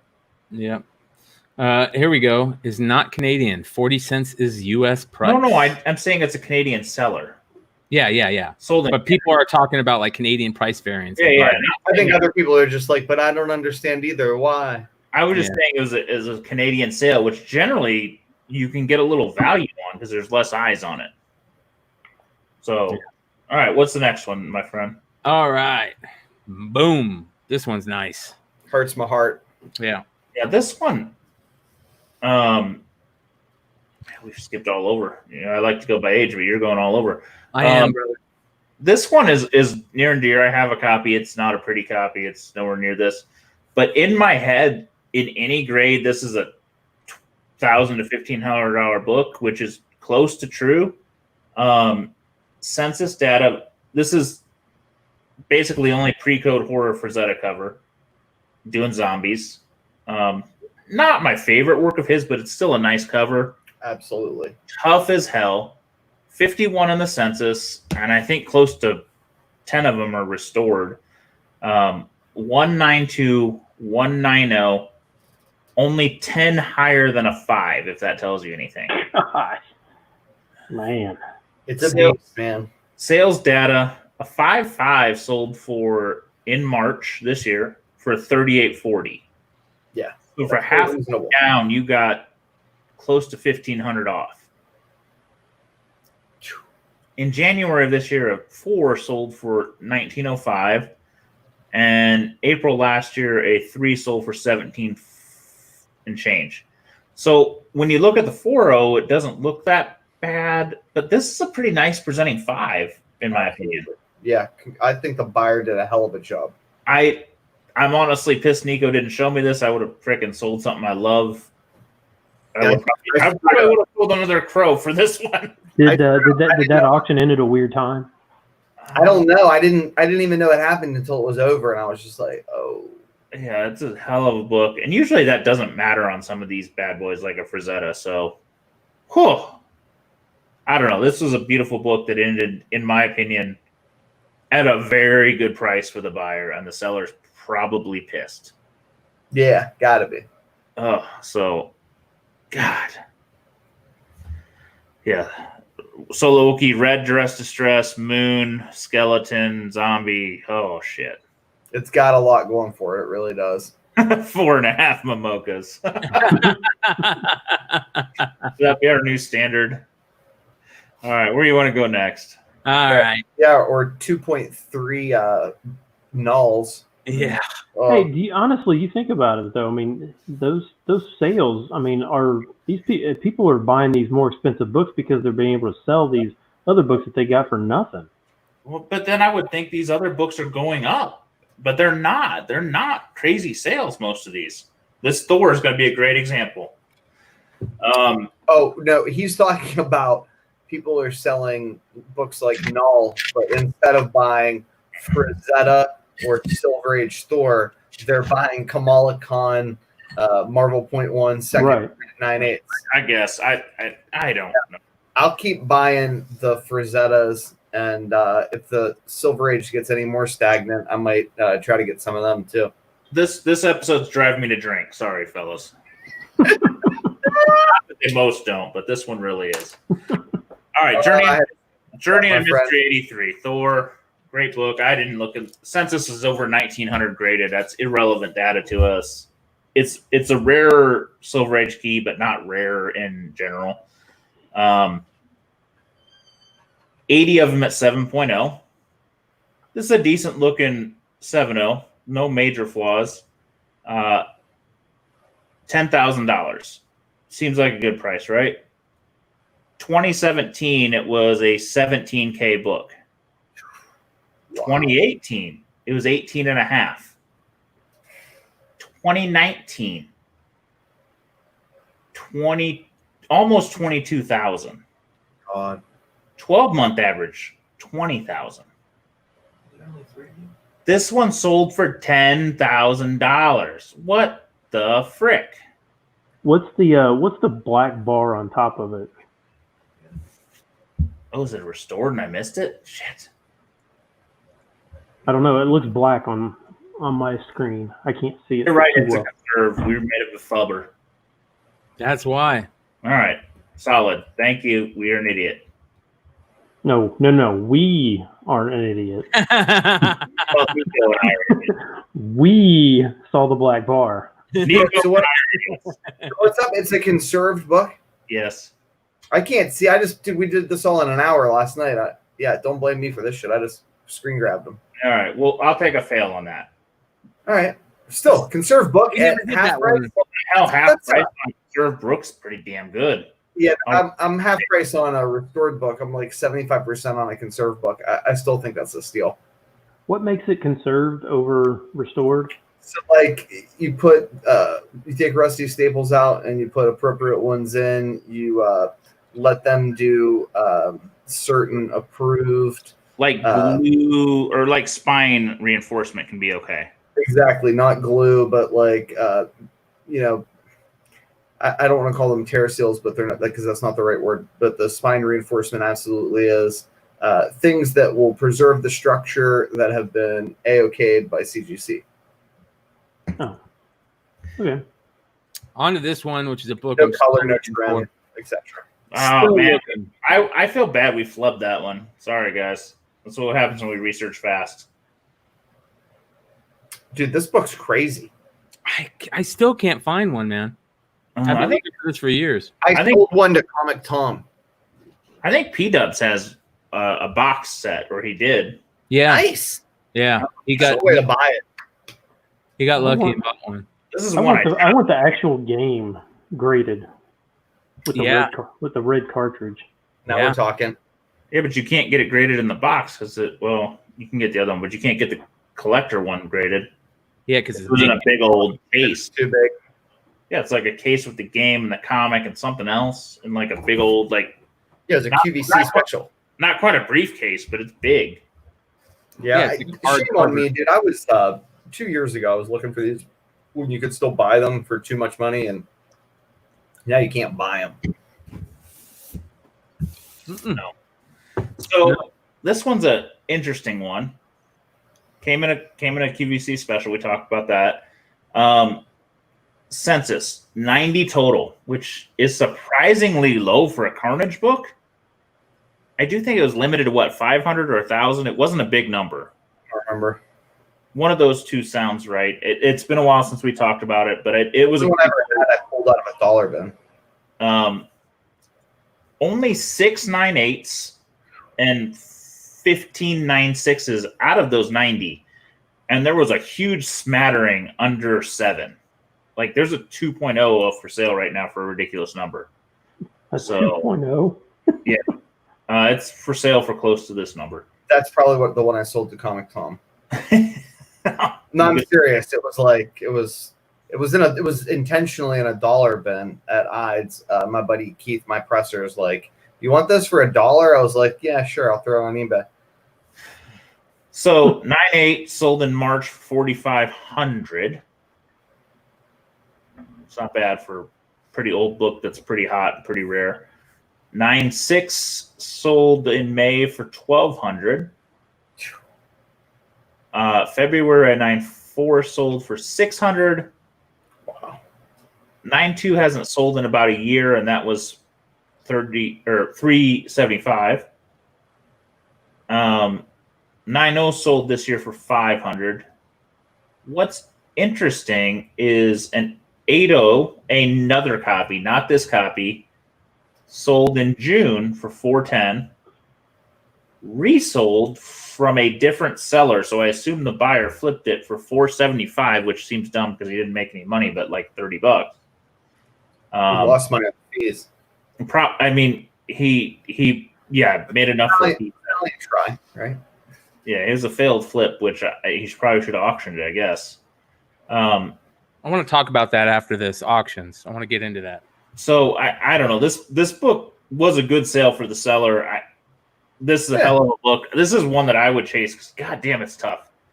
I really think the number was 500, but if somebody in the chat can tell me better, let me know. But it was 500 or 1,000, some really small number on that QVC thing. Does anybody know who the cover artist was on this? I don't, but Matt DeVoe probably has already negotiated a deal for the box cover art because he's good like that. Oh, God, nobody has a freaking. Don't get me down that rabbit hole, man. We talked about that. Looks like Bagley. It does. But would Acclaim have hired him to do the box cover? It's the 90s, right? Anything's possible. I don't know. True. All right. Let's do this. Boom. Lord of mercy. These So- things just keep selling at this price, dude. I'm gonna be the bitter old man that I never understood this book. I really don't. I've heard about it a lot. I never read it, so I don't know. Maybe I'm just the odd man out. But you got to spend $250 to get a trade paperback. I was about to say it. Well, I don't know what I'm missing. It's always been a mystery to me that it's always kind of been like that character that they're like, oh, he's coming.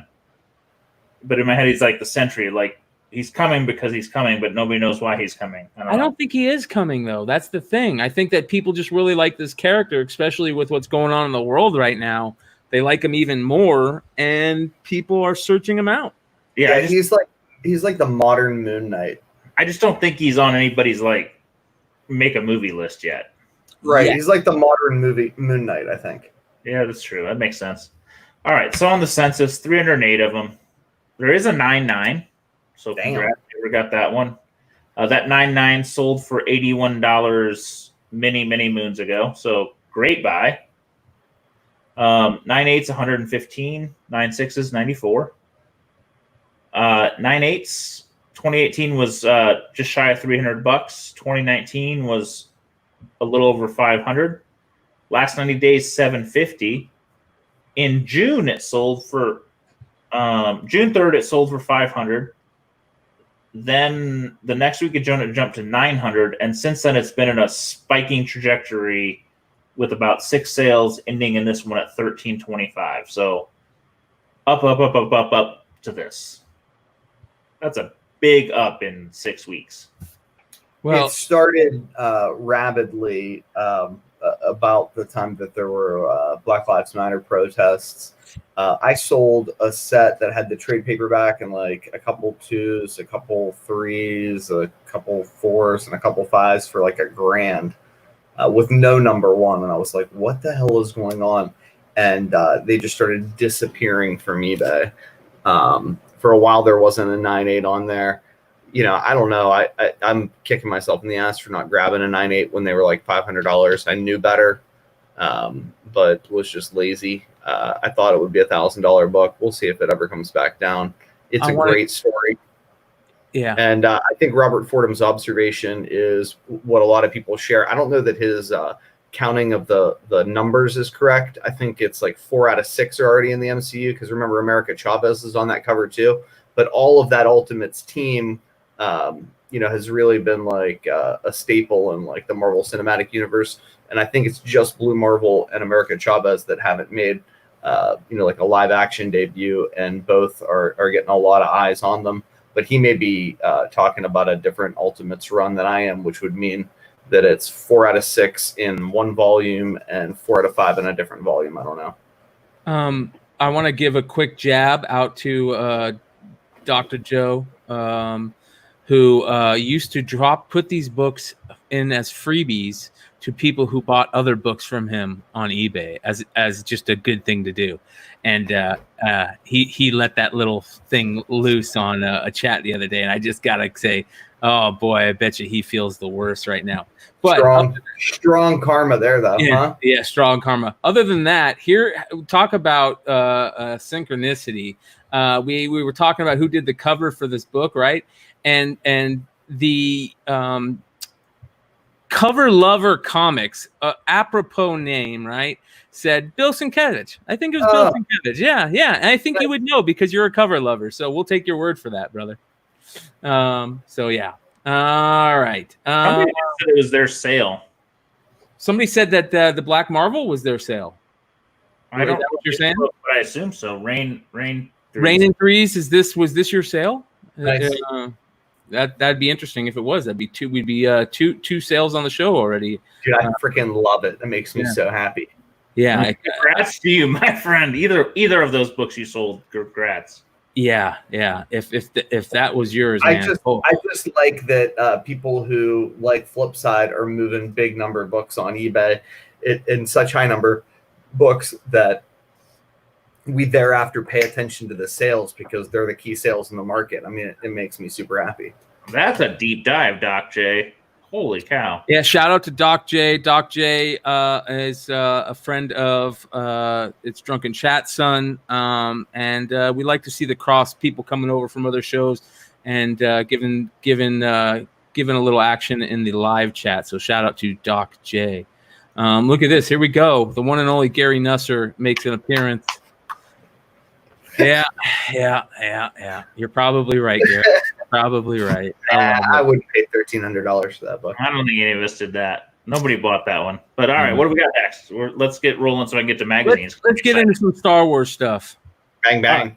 This book, I told the guys before the show, this book made my brain hurt. Because oh my God, Ben did it. He released the Kraken. What? He released the Kraken, man. That's why he was wearing the hood. He had to show his own pickups. I couldn't stand the heat anymore. I don't blame you, brother. It looks good. It looks good. Yeah, very Michael Jordan in his prime. Yeah. I think somebody who gave him. I think it was Nico that said he looks like Woody Harrelson a little bit there. And I'll say that's a good person to look like. I'm a big fan of Woody Harrelson. All right, on to the market report again. Ben just dropped a big pickup in front. Oh yeah, nice. Not even saying anything. All right, Star Wars Darth Vader #3, first appearance of Doc Afra, the 1/25 La Roca variant. This book made my brain hurt a bit. In my head, I haven't been doing this as long as I think I have, and this feels like yesterday. But when this book came out, I got looking at the census and at the sales data. There are like 50 variants, including, for those of you that are been in this hobby more than 5 years, Hastings variants. Woo! Who remembers freaking Hastings variants? It's been On a the while. record, this book came out. I took 5 years off, have been back in for 2 years. That gives you some indication of, Shit. And it was hot back then. I lost my sales data. Shit. Didn't save it. It was a hell of a sale. It's floating around $300, and this one jumped to around $700. The weird thing about this book, though, is there are so many damn variants, and I understand a 1/25 is attractive, but there's 128 in the census in 9.8 and 26 in 9.6. There's rarer ones. This is not a bad cover. When there's so many variants, I get a little confused. What if the mood shifts and one of the other ones comes up? So, what are the other variants? The Hastings. There's Hastings, Midtowns. I mean, there's so fucking many. I didn't know it. Until I got researching it. There are so many variants for this book. Nice. Be checking that shit out. Yeah, so I don't know, maybe something to look at all the other ones, because this was pretty soon after the Marvel Star Wars one that had what, over 100 variants. It set the record. Yeah, I mean, there's an action figure for sure. There's an action figure. There were so many in my head. I'm like, there's the original. There's the 1 of 25. There's a second print with not very many. But there's Midtown. There were so many, and some of them appear to be a lot less in the census. Maybe it's just nobody graded them. Are But you sure it's for this volume? I am pretty sure. There was a Darth Vader. This is volume 1. There was a volume 2. I am pretty sure. I'm like Stein. I didn't know. We'll check it out. I'm not sure. I am fairly because volume 2 wouldn't have had a Hastings variant. I think you're talking about Darth Vader 1. Did I look at the wrong thing? Doesn't really matter. We'll figure it out. But I still will say that Dr. Aphra, Vader's going to be an Obi-Wan. Yeah, I don't think people who are into Star Wars. Number 1, is that what I did? I think you might have, or at Vader Down. Probably. Maybe There's 1,000 variants for Vader 1. Okay, you could be right. Maybe that's where I got screwed up on the census on that one. And there is the black Kaskanen in that book, the Wookiee bounty hunter that for Vader 1. Yeah, for Vader 1. So there's You're right on that, and then there's the Boba Fett Bantha variant and the Alex Ross variant. You're right, man. I am failing you tonight, guys. It's okay. This book, I like this book. I see this as being the number it should be, in my opinion. If what are the regular the Vader 3s going for, right? Yeah, I mean, the problem it has obviously is that Aphra is not on the cover. Some people are always going to prefer the A cover because she's Who's that on it. the cover? Isn't that Aphra on the cover? Yeah. Yeah, is that's Aphra on the cover. Is that her? Yeah, Maybe yeah. It's just that they don't like the cover. Yeah. You don't see her as well as the Granov one. The Granov one is gorgeous because it's got her 2 droids on it, and there's multiple printings of it. There's 4th, 5th printings. Yeah, if they Sorry, would've I got looking at the number 1. Sorry, guys. Okay, so if they would have swapped them though, it's lights out. 100%. 100% agree. Yeah, it'd be 5 times what it is now. Well, talking Star Wars, Which just means I would be looking for that first print more. I mean, I think the first print's undervalued, even though there's a bunch of them out there. I still think it's undervalued just because the cover is so much better.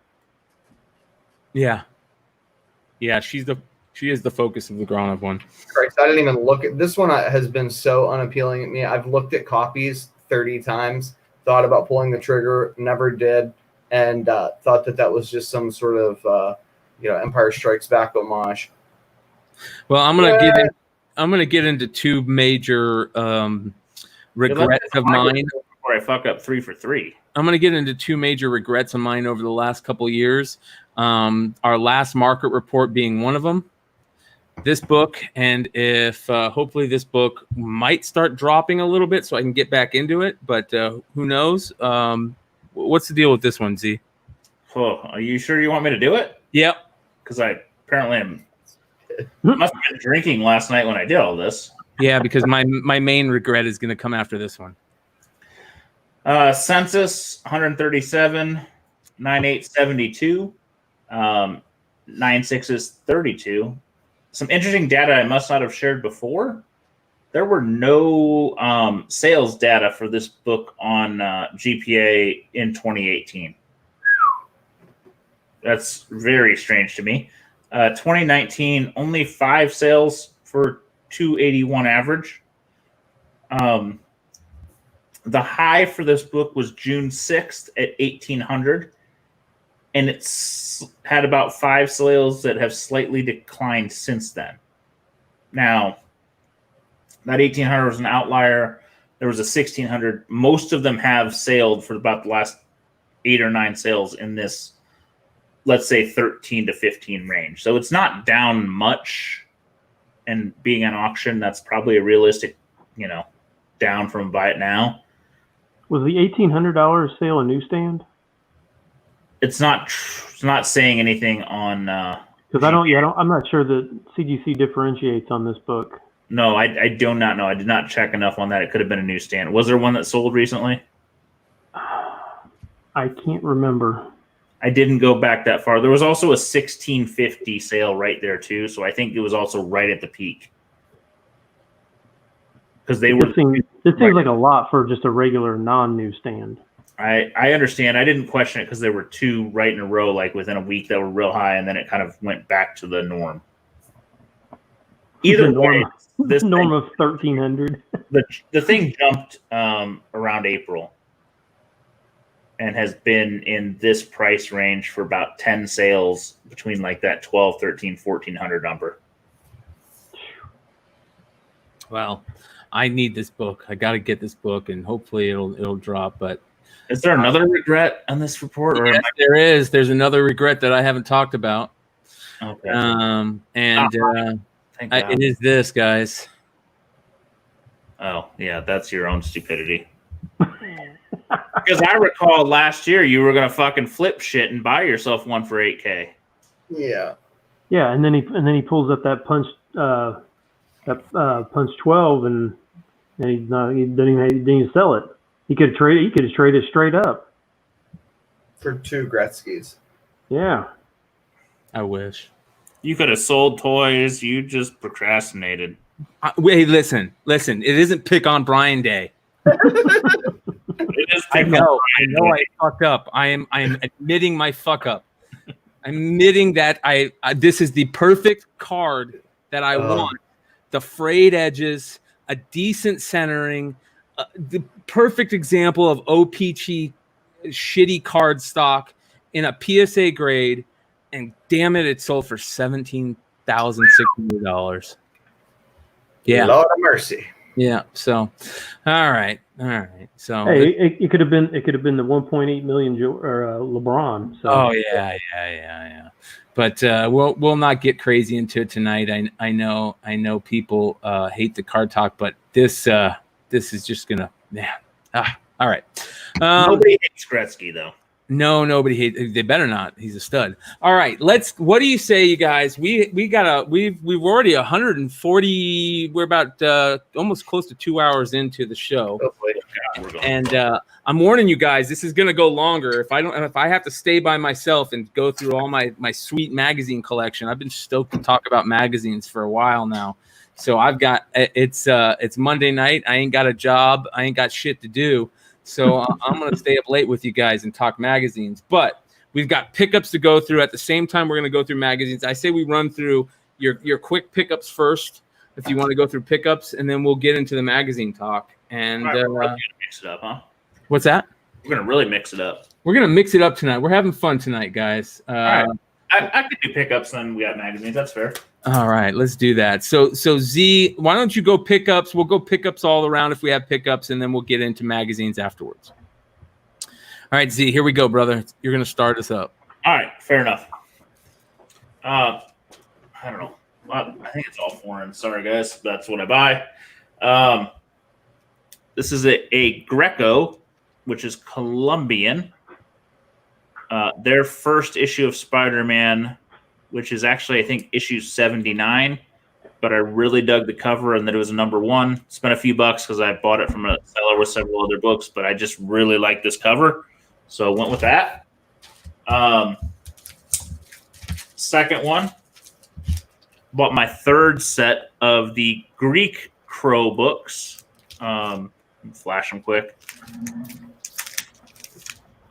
I think this is probably the coolest edition of these because it adds a little bit of color.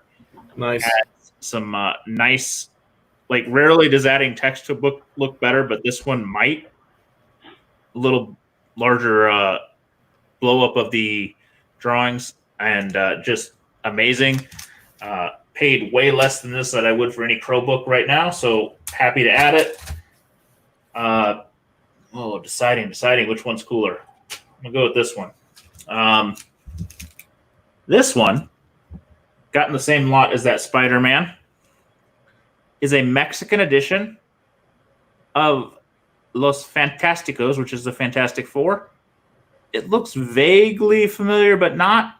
It is the Mexican edition of Fantastic Four King Size or Annual #6, first Annihilus and Franklin Reed. I paid $20 for this. I would argue that this cover is better than the original.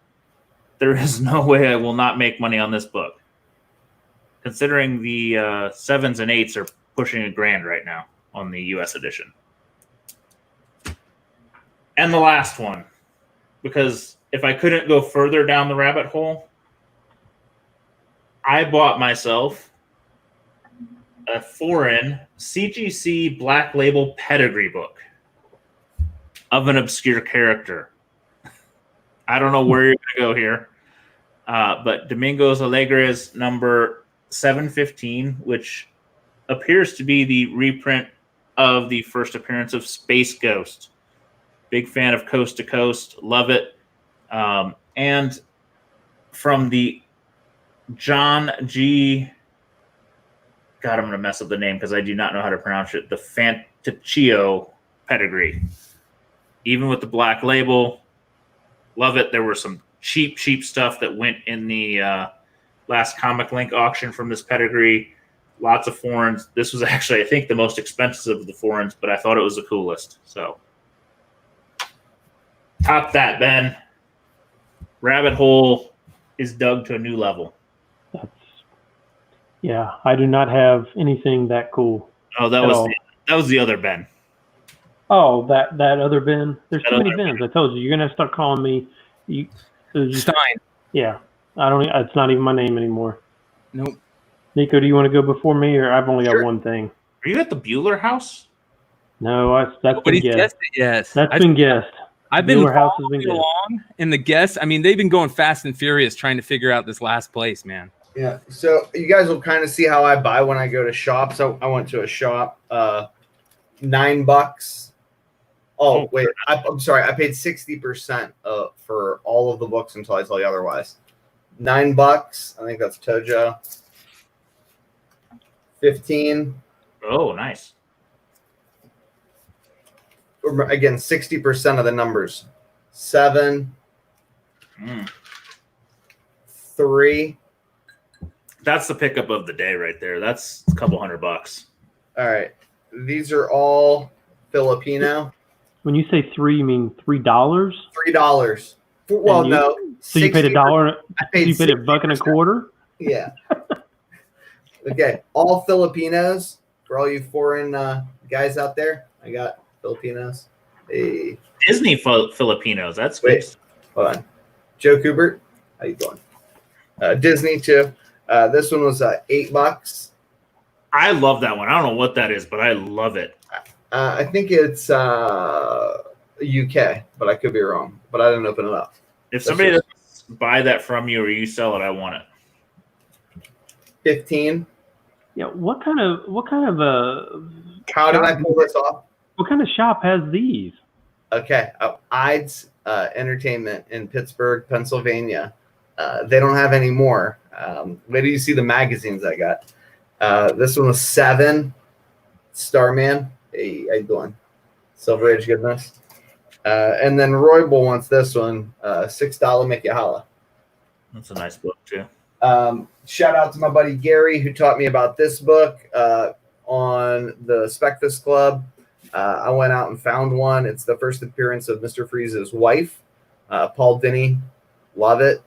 And there's a Dynamic Forces variant that's signed. I assume it has a certificate. Grabbed a couple copies of Bruce Banner's dad's first appearance for $4 a piece. This is another one. I don't know if I'll wait for magazines for the rest of it. They're all theoretically magazines. I'm done. Perspective magazines. Yeah. They really are. Done. All right. So this is all I got, and I didn't even know I ordered it. But so I got a Topps Living Set box in the mail, and this is. Tell me what that means. So Topps puts out cards you can buy online every day, and they usually the Topps Living Set you can buy them for like 2 or 3 days, and then they that's whatever they sell, that's all they make, and then they shut it down. So the thing that I guess everybody's kind of talking about right now is that Topps Now that had a card of Fauci throwing out the first pitch, and it sold a record 51,000 cards in one day, which is so that's like 6 times more than they've ever sold a single card before. But So to build the set, you have to have whatever the lowest print one is. Yeah. So the ones that are worth something are low print. This one I bought, and I didn't realize I bought this, and I bought 5 of them, but it is all Sabine Wren. I think that I just bought one of those too, and I might have sent them to you accidentally. Yeah. So I bought 5 of them. But the print run I think on this was about like 1,300 or so. They made an Ahsoka that has pretty much the same print run, and it sells for like $60-$70. So good pickup. I apparently ordered 5 of them. I'm not really sure why, but I did. It's gonna make you mad when I say I apparently ordered like 20 of them. Well, I bought some other things. I was able to get some stuff that's not come in yet. Some stuff from San Diego Comic-Con, and so, but that's not come in yet. And you're gonna piss me off because you're gonna bust out like 3 of those damn Momoko. I got no Momokos. I'm looking for one. And not at $400 though, because I'm gonna take the advice of the smart people around me and wait. All right, my pickups this week are very quick. I got a couple books that I always pick up whenever I get the chance. One being this book. It's just not in the greatest condition, but I probably got 5 or 6 of these, and I pick them up whenever I can find them cheap. Smart. I love these goofy books. This book is another great JTC early work. I pick these up whenever I get them. This is Witchblade 130. Early JTC. Like a sign of things to come, where with his negative space use. So his first negative space was in this run. I've showed it on this many times. But here are the cool things. One really cool things. I've got some stuff in the mail. You guys know, everybody knows, I try to let everybody know that I'm a huge creator first guy. I love picking up creator first, whether they're artists' first work, like, or if they're famous artists for a famous character, the first time they drew that character, first covers, first time a writer's ever written anything, letters that writers or famous people have sent into books.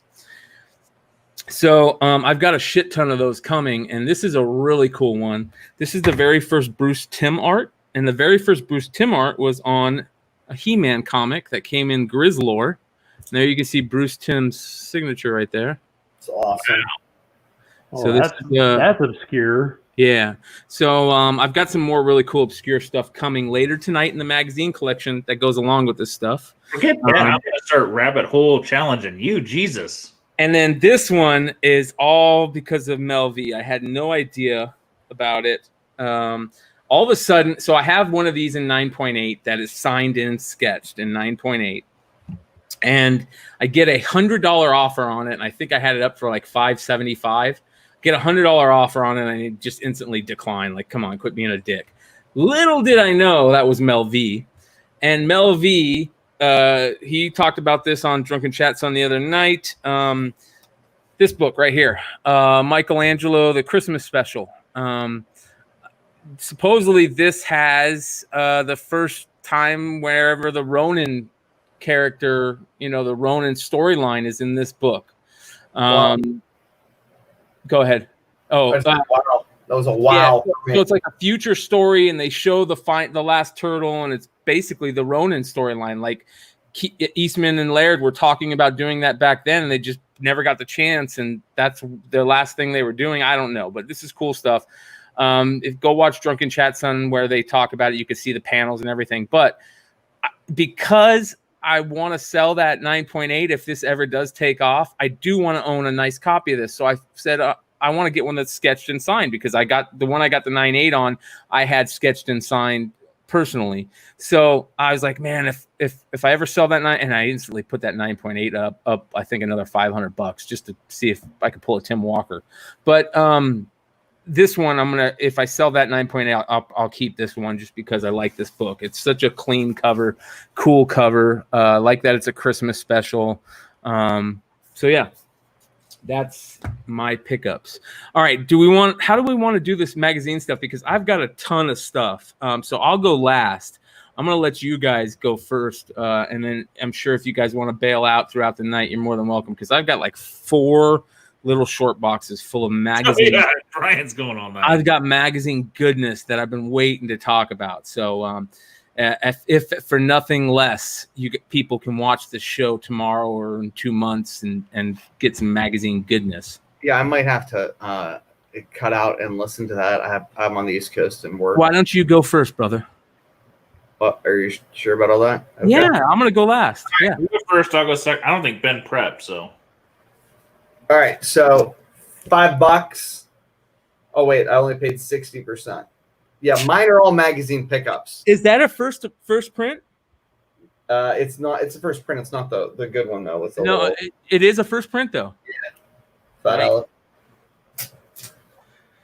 I got 2 of these for $6 a piece.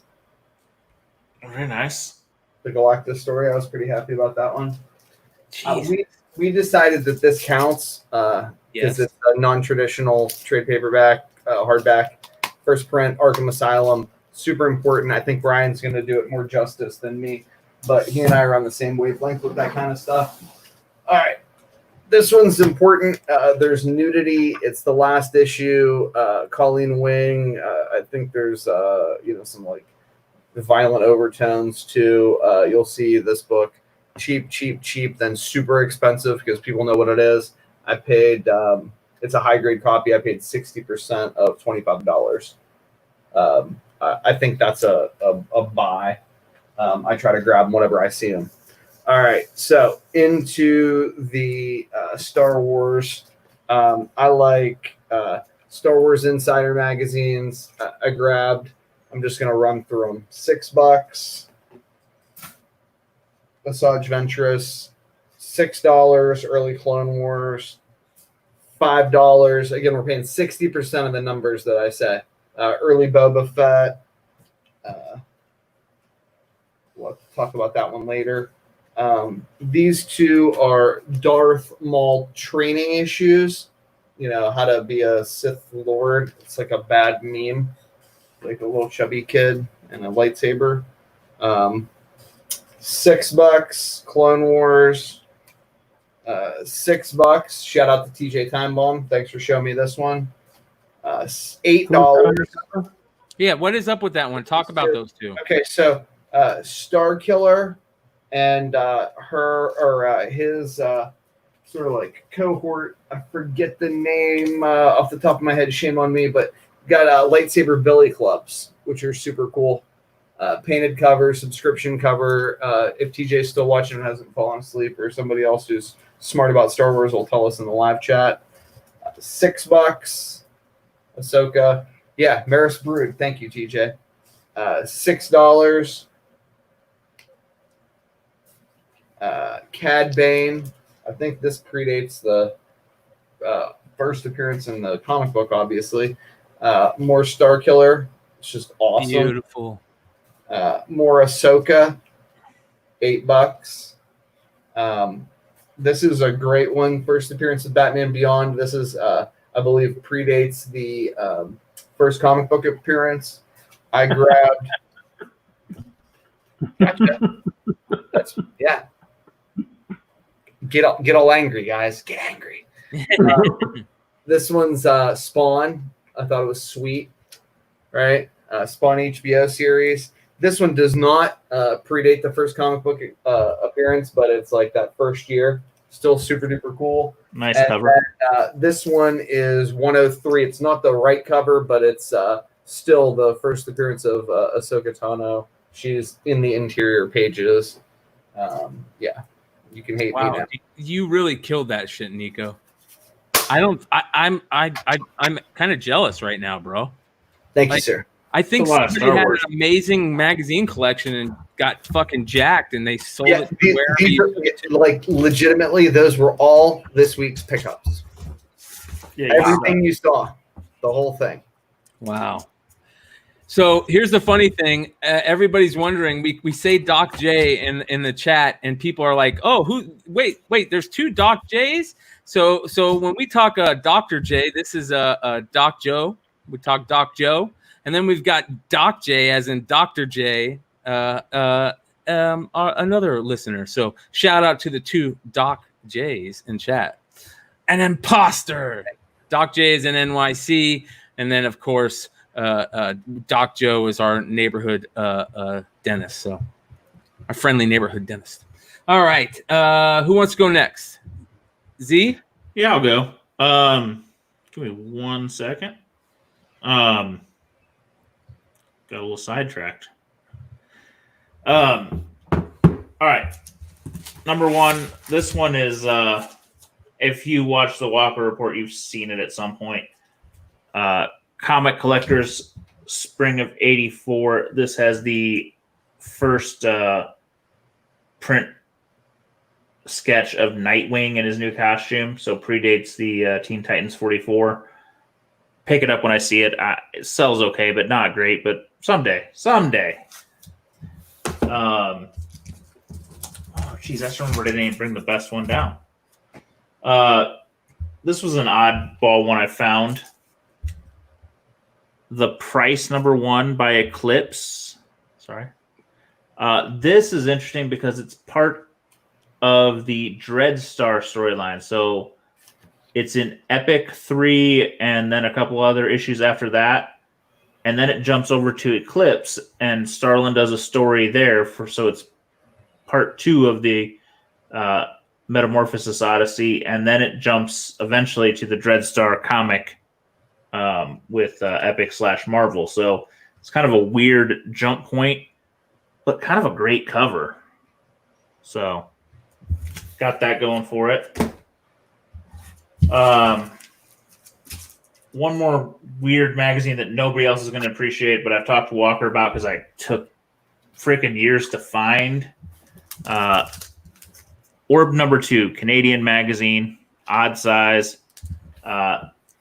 Features the first appearance and potentially only appearance of Northern Lights, but why it kind of caught my attention and was interesting. Great cover, but it predates Captain Canuck, and it's the first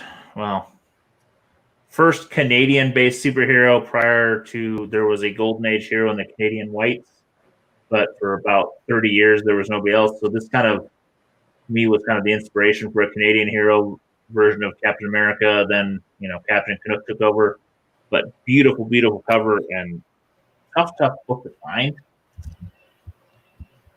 And the last one I'm going to go with, because we all love covers and variants and whatnot, potentially the greatest Thor cover of all time, Marvel Preview #10.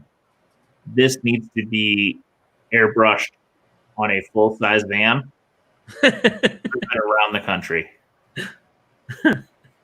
I mean, Doc Joe, I know, has a 9.8, and I appreciate it. I keep meaning to buy one, and I keep missing it. But it is a gorgeous, gorgeous, gorgeous cover, and we should all wish to have it. Yeah. For those of you guys who don't know, that took our place on the thumbnail this week for our magazine talk, just because that's such a beautiful cover. Hey, Ben, you got any magazines you want to talk about, brother? Is that all we're doing, is just showing magazines? Yeah. I know you can find some. Find some while I start. All right, sounds good. All right.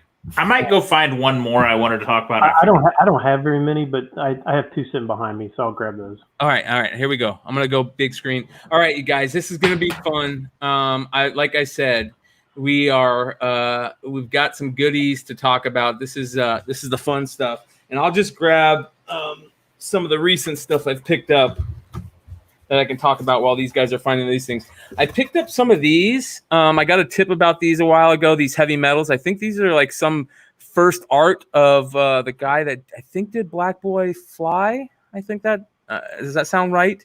But I picked up a bunch of these heavy metals recently. I love this magazine spec stuff, man. All right. So here's some funny stuff. I picked up some magazines in a bulk just because I saw a couple cool Star Wars stuff on them. Here's old Starlog magazines, old Star Wars stuff, Return of the Jedi stuff. This one's cool. I love alien stuff, but this is also Star Wars. This is Fantastic Films.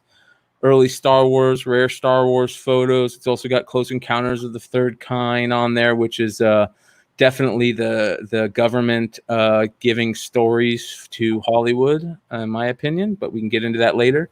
And by the way, Z, when you say coast to coast, Space Ghost Coast to Coast, you need to say Space Ghost in front of that shit, because the real Coast to Coast is Coast to Coast AM with Art Bell. And on to the next one, Star Wars question and answer book about space. This one's kind of cool. I love shit like this. I'm sure it'll sell some point. It's got really cool art inside. There's that. This is a good one. Star Wars storybook, full color photograph, same type of stuff. This is the Return of the Jedi official collector's edition. These are some fun ones. San Diego Comic-Con programs. This is San Diego Comic-Con 95. All kinds of goodies in here. Art from people that drew stuff. Like, look at this Bruce Timm. Here you go. Oh, no. Al Bigsley is his name. I instantly thought that was Bruce Timm. But here you guys can see there's art by all kinds of artists and stuff in there, little pinups.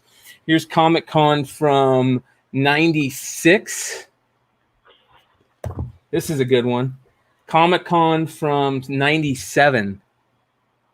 Dave Dorman, beautiful Star Wars cover. This one's really cool. This one is Comic-Con 87. I really would love to find. I mean, they're expensive. I've seen what they go for, but some of the very first San Diego Comic-Con program would be cool to get. This one's a good one. This is picked up just because it's Mike Zeck art of G.I. Joe. Beautiful Snake Eyes sketch on front. Mike Zeck, one of the all-time greatest Snake Eyes G.I. Joe artists ever, and this is a beautiful back issue cover. So those are just some quick things while the guys grab some books. Z, are you ready to go with what you found? Hold on, you're on mute, brother. I got it. Yeah.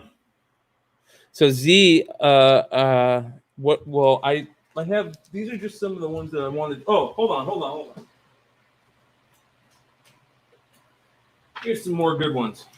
All right. So, two. Oh, go ahead, bro.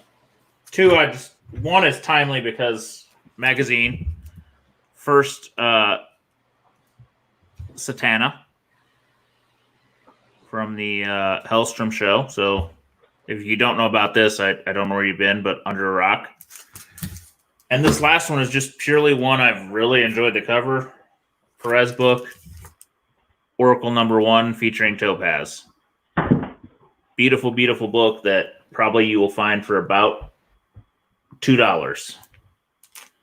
But wow, kind of cool, black cover, hot, tough to find. Enjoy. I'm not even including the Tick books as magazine, even though they're magazine size. I am. So, thank you all. Coming up. I'm pretty sure Bryan will keep you going for days. I did want to see what Stein found, because Stein and magazines would be interesting. Yeah, I don't really have very many. I have fewer than I actually thought. I actually I picked up that Manara, and I sent that off to Van. That heavy metal one. But I did find this Art Germ heavy metal. It's pretty hard to find. And I found this too. I didn't even know I had this, but this came out in like 2000, maybe 2001. It's a wizard, but it's Poster Mania. Oh. So the whole book is posters. Everything in here is just full page posters. So this is what's on the back cover. So these are full magazine posters from like Alex Ross. And who else is in here? Linsner. But it's kind of cool. I mean, there's some pretty good looking posters in here. There's a whole bunch of them. But that Blink one's nice. Yeah, I got a couple of these same type of things, Ben. Yeah, so I really didn't. There's the centerfold is the Dawn, the Linsner. Oh, nice. Yeah. So, anyways, that's pretty much what I got. I don't really do magazines that much, only because They're hard to store. That's what I hate about them. And I'm going to get into that tonight, big time. We're going to talk about some of the hardest to store magazines. And if anybody has any thoughts on where I can get stuff. The worst is the UK mags that are bigger than regular mags. Oh, well, as a matter of fact, here, let's get into some of those here. Let me do this. I refused to buy them because I sold a Warrior 1 and then I couldn't ship the damn thing. It took me forever. Yeah, I mean, they're bad, man. I've got like a regular box that they're in. But this is interesting. I'm going to get into Wizards tonight too. But this is one that I really love that I want to show you guys. This is Wizard number 55. This is back when Heroes Reborn was going on. And this is famous. There you go, Crow in the top corner there. Before he passed away. All right, I believe before he passed away, it said exclusive set visit. I don't think they would go on the set otherwise. This book is famous because it's got the infamous. This is where the infamous Rob Liefeld Captain America chest cover comes from. Right? This right here, when they're talking about them, if you go a couple pages in from them when they're talking about them, here's the image. So this is the type of shit that I love. When this stuff, like that's one of the most famous images in comics, and you can only get that image, I believe, in this book. Oh my god! And if you guys have seen the new Snake Eyes comic, he's got some images in there where Roadblock, I think it's Roadblock, looks like this. It's ridiculous, but that's what this interesting book is.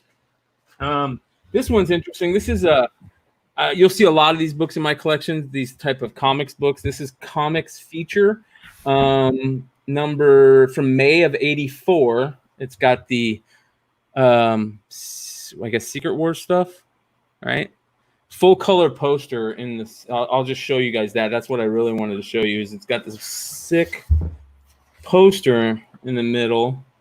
Let's see if I can find it. Of the Secret Wars stuff. I think it'd make this easy. Where is it? Damn it. People were talking about Playboy and stuff too. Those are some great, I consider those, in the collectible magazine market, but that's a beautiful, like, old school poster of the original Secret Wars stuff. So that's cool.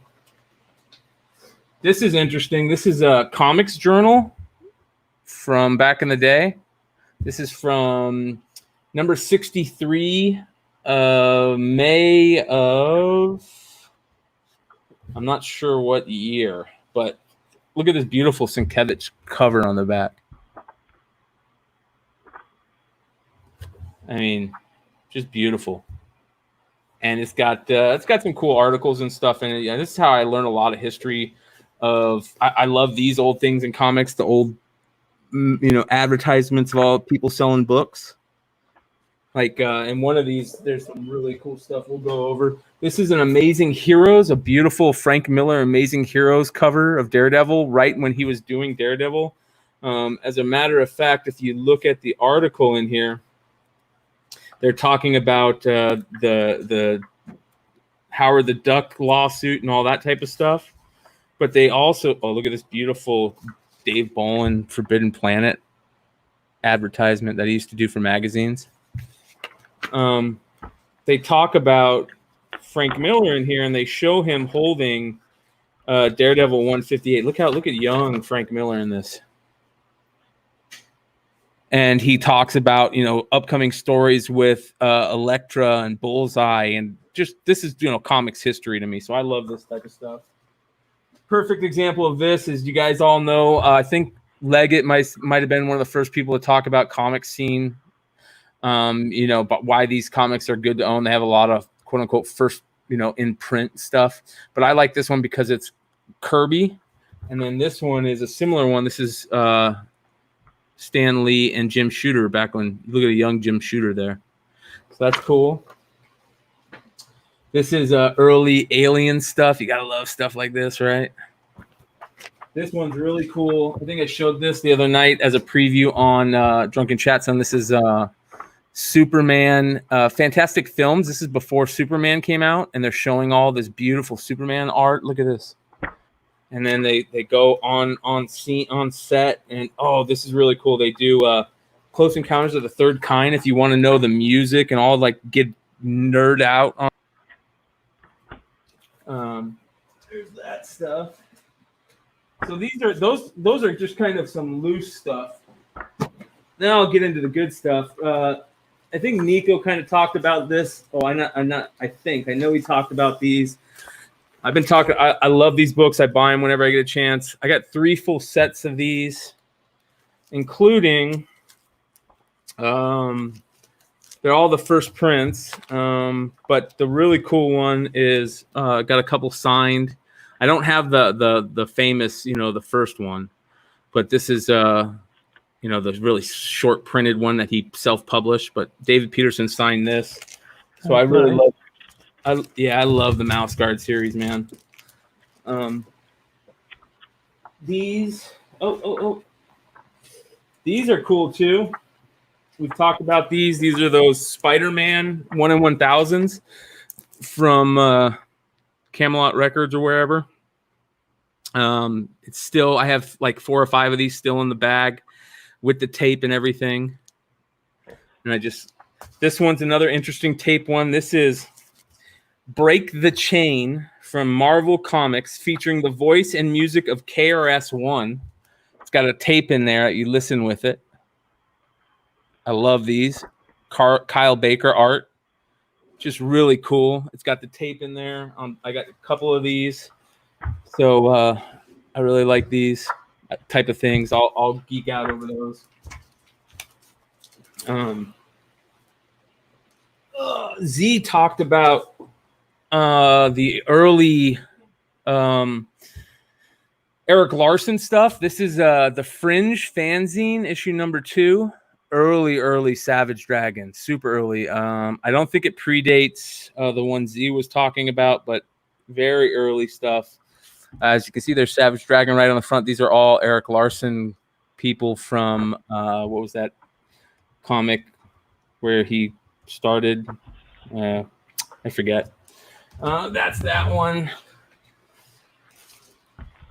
Here is my Tick stuff. Z left right before the Tick stuff. I like the Tick books, obviously. The original Tick stuff. This is the number 2 with the die cut cover.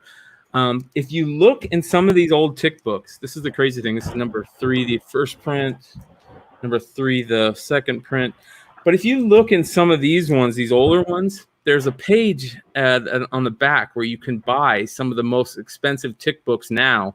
You can buy from them for years, when they were putting them out, including the air cover. Even on one back one, this one has the mini comic in there, which is very cool.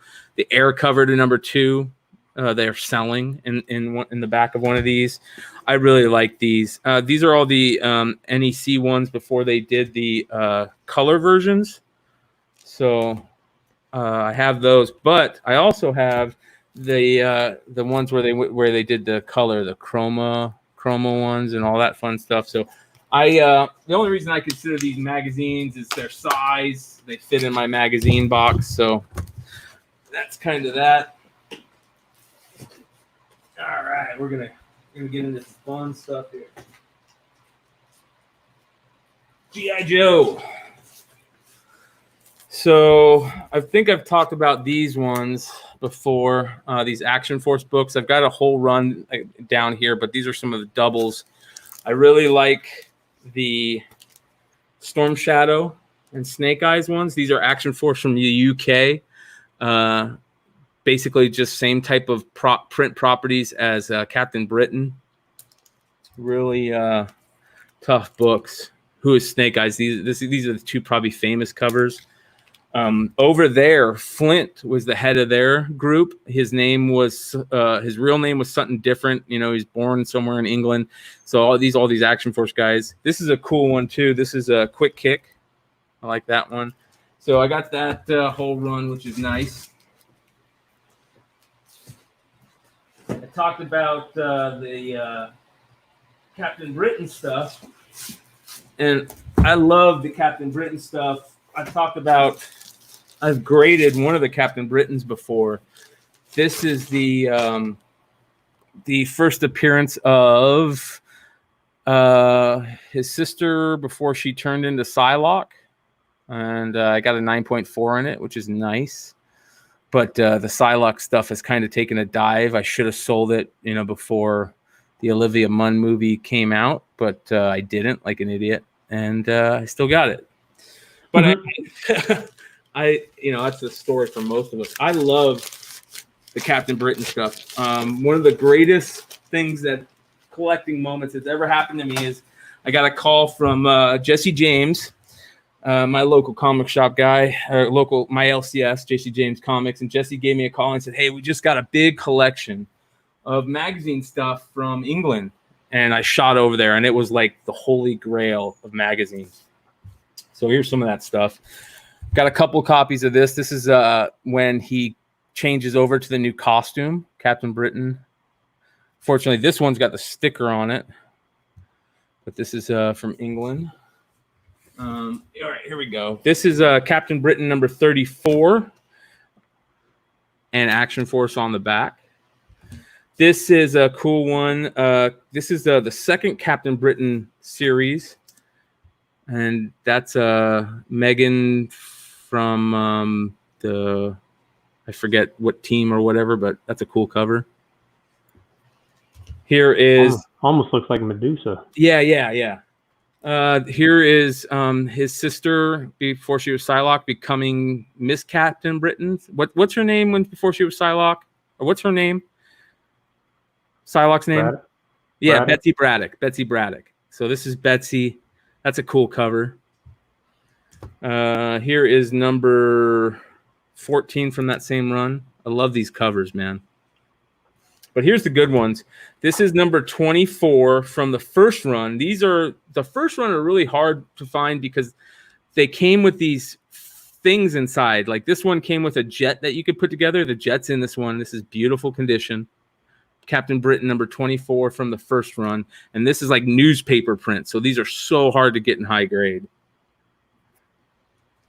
Here is number 2, which is beautiful condition with the boomerang inside. I mean, just gorgeous. Here's another number 2 with the boomerang inside. Here's a number 1 with the mask inside. These masks are super hard to find. Here's another number 1 with the mask inside. Her real name is Bomb Pop. And then here we go. Here is number 39. I got a couple of these. Let's see here. Captain Britain Volume 2, number 12 is her first as Captain Britain, with 13 as it on the cover. Very good to know. There we go. So 13 is the first of her on the cover, that's cool. That's why I'm doing this, because this is the type of shit I want to know. Let's see here. So here's number 13. This is her first appearance on the cover, but number 12 before this is her first appearance as Captain Britain. Betsy Braddock is Captain Britain. So shout out to Chuck for that one. Chuck Hennessy. All right. So those are the Captain Britain books. Those are the type of... So I geek out really all this. Yeah, I went all in. Yeah, really went on all in. Wait till you see some of these books that I'm going to show you that came from that collection. I mean, those are just some of them. All right. Hey, Brian, I think I'm going to have to jump off, man. It's midnight here. Perfect timing, brother, because I just want to show you. Here's the 2 Marvel poster books I got, like yours. These ones have cool McFarlane stuff, though. Oh, but I got the black. Yeah. So here, I'll show you real quick. These are the very first all poster pull out Marvel magazine, and it's basically like all Spider-Man, but it's a lot of the McFarlane stuff. And let's see here. Here we go. Oh, that's nice. Yeah, these are really cool, man. There we go. Let's just do this. So it's got the Spider-Man #1 pose in a beautiful full-size poster.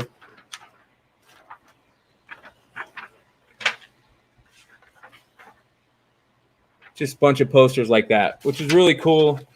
I got a couple of these. It's got the Ghost Rider one, the Captain America one, the first Venom cover. It's got a lot of cool stuff. But so here's the front. 32 posters in all. You can see all the posters on the side there. And here's the back. Pretty cool.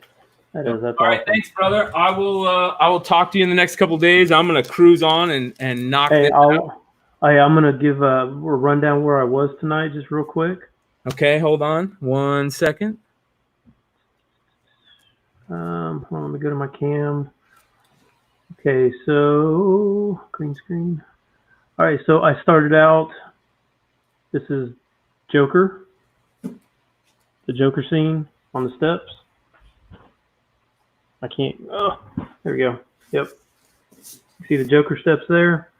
Then this was the Breakfast Club. And this was Scarface. And this one stumped everyone. And it was from Better Off Dead. Oh, wow. I won my $2. There you go. This is where the kid was going. This is their house, and that's where the paper boy wants his $2. So I got one. I got one. This one stumped for a long time. So yeah, the people are pissed. Yep. So yeah. So Soli Wookie was he's kind of mad that. Well, thank you for everybody for joining in and playing in on that game. And Ben, thank you for sticking with us. I'm going to probably make everybody go crazy that they're going to watch a 3-hour show of me going through magazines. I know I'm watching. I got to go watch the Reds. They're coming. They were down 8-1, and they've scored 2-2-2, and they're in the bottom of the ninth with the bases loaded with one out, only down 8-7. So wow. They're down 8-1. So, all right, brother. All right, man. Have a good week. Thanks, everybody. Right, no problem. All right, guys, here we go. Some of the stuff that fits in my magazine box. So this is interesting. This isn't a magazine per se, but it was in my magazine box, I guess. This is my ticket to Deadpool. So Phoenix Comic-Con, Amazing Arizona Comic-Con 2016. Rob Liefeld was signing there. Well, Deadpool came out the night before he was signing, and I just happened to go see the movie like most of us, and I wore the same shorts to the con the next day and just happened to have my ticket in there. I forgot about it.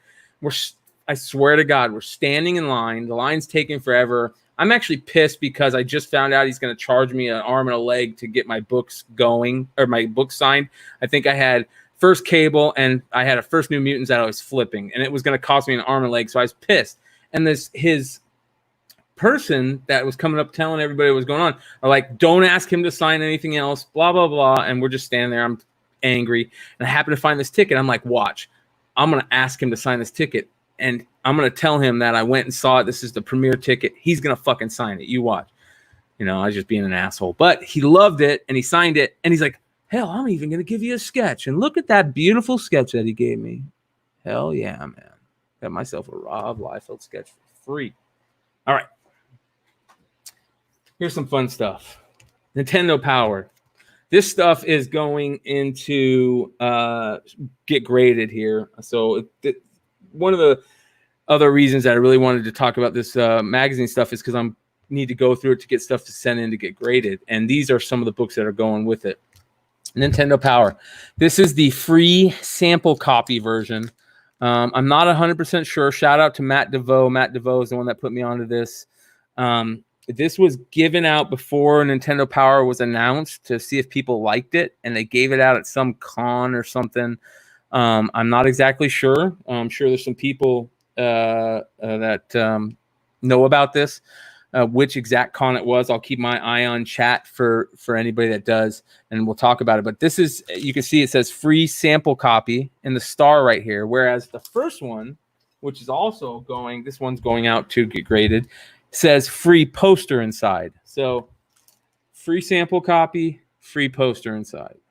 That's how you know the difference. So, but I really think that this is, I do, any of the Charlton magazines, I think I might, we'll see.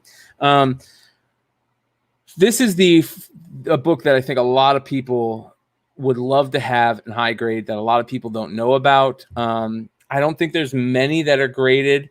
There we go. JJ Maxwell says it was for Nintendo fan club members, which for people that don't know, a Nintendo fan club had a pre Nintendo Power thing that they would send out, which is also worth some money. Hard to find. The very first one, it was just like a newsletter that they sent out through the mail before they did the magazine. So that's pretty cool. I really think that these are underappreciated. I'm going to go over some of them that I really like. I didn't pull out my Trapper Keeper set. I've talked about the Trapper Keeper set on the show. I just haven't been able to pull it out. I've got 2 of the Trapper Keeper sets. I found them on a whim. I couldn't believe I found them. One's unopened. One is opened. And in the open one, you get a Nintendo Power 1.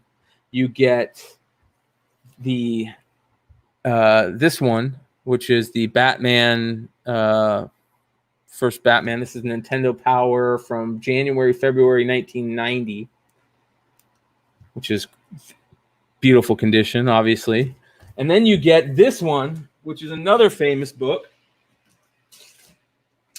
This is, I think, Nintendo Power 10. Teenage Mutant Ninja Turtles, huge 10-page feature.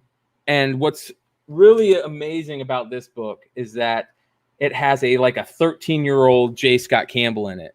J. Scott Campbell started, I guess, drawing with Teenage Mutant Ninja Turtles, like most kids probably did. I know, I had a drawing thing where I tried to make a comic for Teenage Mutant Ninja Turtles as a kid, in school with my buddies and all kinds of stuff. So, but he did it, and he was so good, he sent it into Nintendo Power, and they did a little story on it. And he's in this. He's got a 3-page spread in here on this copy. So this is his very first anything in publication.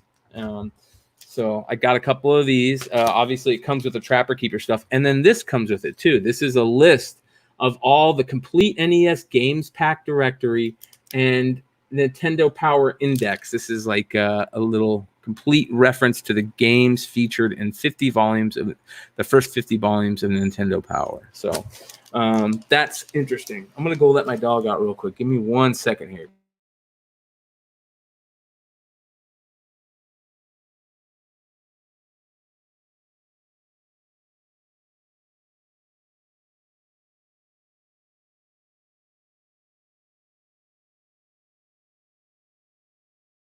All right. Yeah, you guys don't want to see my fat ass standing up and letting the dog out. I'll be professional, like a professional podcaster. All right. He won a design your own video game contest, which is very cool. Nintendo Power stuff is it kind of mixes the two, right? You can find first in first comic prints of Zelda in them, early Mario comic stuff. Of course, Flip Magazine is the first, I think, in comic Mario stuff. But this is the type of stuff that both collectors of video games and of comics can kind of merge. And who didn't have Nintendo Power when you were a kid? So remember, though, of course, if you had Nintendo Power as a kid, you remember that the main reason you bought this copy, like everybody else that was a kid at the time, I know I had made sure I bought multiple of them, because it had the second quest for Zelda map inside, which the second quest for Zelda, you couldn't figure out where anything was if you didn't have that map. And so a lot of these don't have the maps in them. And that's the key. You want to have the map, of course, good condition too. Yes, the number 2 Castlevania cover is awesome. I have a couple of those also. All right, this next one. So I just grabbing stacks and going through them. This next one is a really cool one. This is Sketch Magazine, comic book something and techniques. This is the Adam Hughes interview issue number 39. This was a poster that he did specifically for, I forget which Comic Con it was, but it's a beautiful litho that I actually own the litho too, that they did for the Comic Con. I got one of them signed that's waiting to get framed. Beautiful, beautiful. It's just this in a beautiful litho, like old school advertisement type litho. Gorgeous. So this is that cover for that. And just, I love Adam Hughes, man. I'm an Adam Hughes geek. So there's that. This is more Adam Hughes goodness. Back Issue Magazine. This is Mary Jane on Back Issue Magazine number 23 from August of 2007. Look at that awesome Adam Hughes Mary Jane cover. Yeah. A lot of Adam Hughes art that they kind of redid from sketches that he did. I know like the Spider-Gwen number 1, it was a sketch that he did. They used a lot of his art, his sketch stuff as art for comics. I'm not sure if this is a sketch that he did or not, but this is a gorgeous cover. Back Issue Magazine. Some of these are hard to find, especially in high grade. But this is a cool one. This is number 23 from August of 2007. Gorgeous, gorgeous cover. This is a cool one. This is a gorgeous Brian Boland Joker cover. April 2004. This is Back Issue Magazine number 3 from April 2004. Look at that. How cool is that? I geek out over Joker stuff. So got to get that cover. This is some stuff for you Frazetta fans out there. This is Frank Frazetta Fantasy Illustrated, issue number 1. All right. But what a lot of people don't know is issue number 2, which has a great cover, too. Also has a variant cover because it is one of the first appearances of what was this series called by Joe Madureira? Had that really cool cover of God. What was this series called? You guys got to let me know if you remember. I'm spacing on the series, but this is like a first appearance. They do a little thing. This is a beautiful Joe Mad cover from Frazetta Illustrated, Fantasy Illustrated. So these are just really cool, thick magazines. This is the type of stuff that I love. I love this stuff. And I was a big Joe Mad fan. Obviously not too big because I can't remember the damn name of this series. You guys will. Battle Chasers. Thank you, JJ and TJ. Appreciate it. Battle Chasers. So very early appearance. If not maybe the first appearance of Battle Chasers, you guys are going to have to, Battle Chasers fans are going to have to let me know.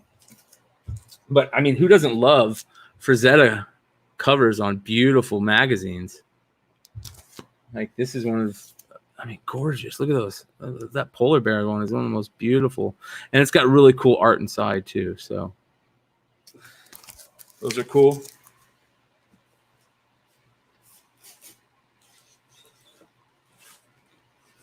All right. This is funny. I've talked about this before. I've got a couple of these, but I found one. This is Trouser Press from England.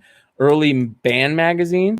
This has one of the earliest appearances of multiple bands in this. So they have a section in here. Matter of fact, let's do this. I'll show you guys. I'll geek out with you. They have it like a section in here, kind of like in comic magazines. Number 8 of Frazetta Illustrated is a sweet Alex Ross limited cover. That's good to know. That's good to know. That's the type of shit I like. All right.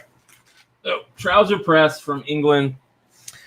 Jefferson Airplane Starship is on the cover. You would think it would be older than it is, but this is from the early 80s, 1983. But the cool thing is, I'm a big fan. My favorite one of my favorite bands is The Cure. I'm a big fan of The Cure, Depeche Mode, that type of stuff. But this is cool because it has a section inside like new bands you need to be on the lookout for. And look who that is, Ministry. Fucking Ministry. New bands you need to be on the lookout for. I mean, Culture Club's in there too, but I'm sorry, I'm not a big fan of Culture Club. But Ministry, like, who doesn't fucking love Ministry, right?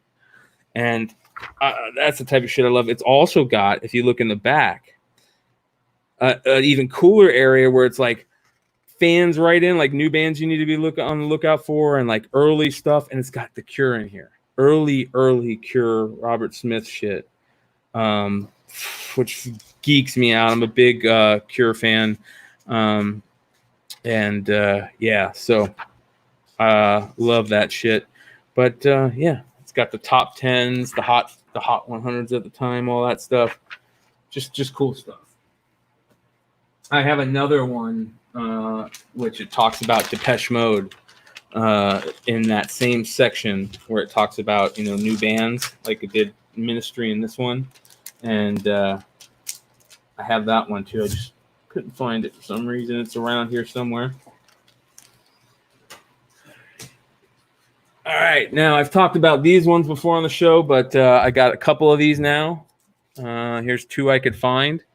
Now, this is a funny magazine. Really tough to find. It is called Wet Magazine, the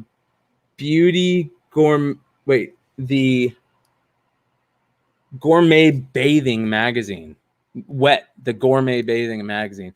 Innuendos galore. I'm sure you know what this magazine's all about. But in this magazine is the very first time that Matt Groening drew anything, like in publication. And it's, I've showed it to you guys before. Let's see here. I'll show it to you guys again. This one's got an easy way to get into it. So The Simpsons, everybody fucking loves The Simpsons. If you don't love The Simpsons, you're just not human. I mean, I understand people go a little crazy on it, but The Simpsons is just great stuff. Oh, JJ, that's cool, man. Just bought a copy of Pink Floyd's Dark Side of the Moon program. That's actually a short comic book from 1975. Wow, that's freaking amazing. That's cool. But like I said, this has the early Matt Groening art, but I got to kind of look through this especially. This even still has the subscription stuff in it, which is cool. But kind of got to be careful with this stuff. It's got all like like fashion, but it's really Innuendo City. Let's see here.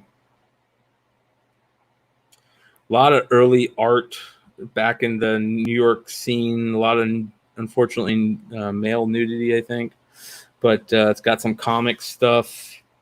What is very important, though, I can find it. I think it's like on the last page. Yep. Last page right next to the subscription thing.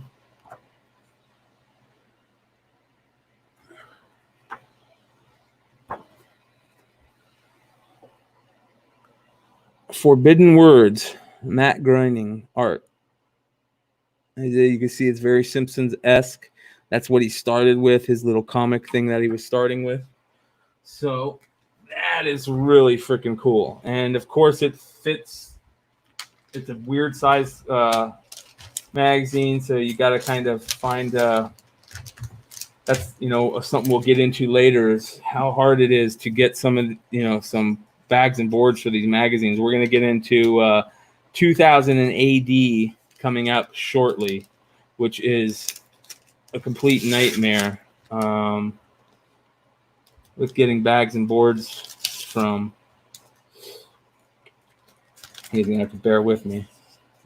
Oh, I got more tape. Hold on. Painter's tape, comic book's friend.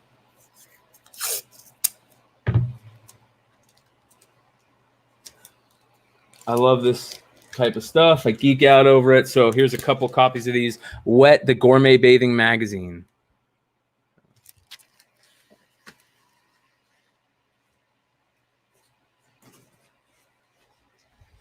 This one's a cool one. We all know this one. I pick these up whenever I get a chance. Nightmare on Elm Street, Marvel Magazine. Beautiful cover. Look at that cover. Absolutely gorgeous. Got a couple of copies of this. Here's number 2. I like number 2's cover also. Not as good as number 1, but it is good. Eddie and the I mean, Freddie in a freaking tree. I love that art. Just gorgeous art. Very cool stuff. This is kind of cool. JJ Maxwell says had some early David Lynch photography and interviews. JJ, man, it sounds like you're a magazine guy too. Shit, man. Why the painter's tape? Because the painter's tape is easy to peel off just in case you get it stuck on your comic. And it saved my life many a times. I'm going to tell you a horror story with painter's tape. I mean, with tape. It's a great story about painter's tape. It's a horror story about tape. One of the new things that a lot of artists and what you kind of got to do to get books signed and graded nowadays, you got to create those window boxes on bags and boards where you cut out a box where you want the thing to get signed, and you put tape around the edges to show them where you want to sign it. Well, I did that, and like an idiot, you know me, I love my herbals, and I was chilling. It was a copy of Amazing Spider-Man 361, gorgeous newsstand, and I put tape right on the book, not realizing, because I use Mylars, and Mylars sometimes, they look like you're not looking at anything. And so I'm thinking, I'm put tape right on the damn book. I put tape right on the damn book. Thank God it was painter's tape, and I pulled it off slowly, and it came back a 9.8. This is why I use painter's tape. Very easy to pull off, and I love it. The only thing about Scotch tape, I get Scotch tape. Just trust me, you're going to come across the time where you're going to be lazy and not put that Scotch tape down or fold it a certain way, and you're going to pull it out of your bag. It's going to grab a hold of your comic, and you're done. But it's just easier. It makes everything easier. The painter's tape, I like it. So that's that. A lot of stuff talking about the painter's tape. But again, Nightmare on Elm Street, Marvel magazines. These are great. Got to get these sent in to get graded. These would look gorgeous. CGC. All right, now we're going to get into some more crazy stuff.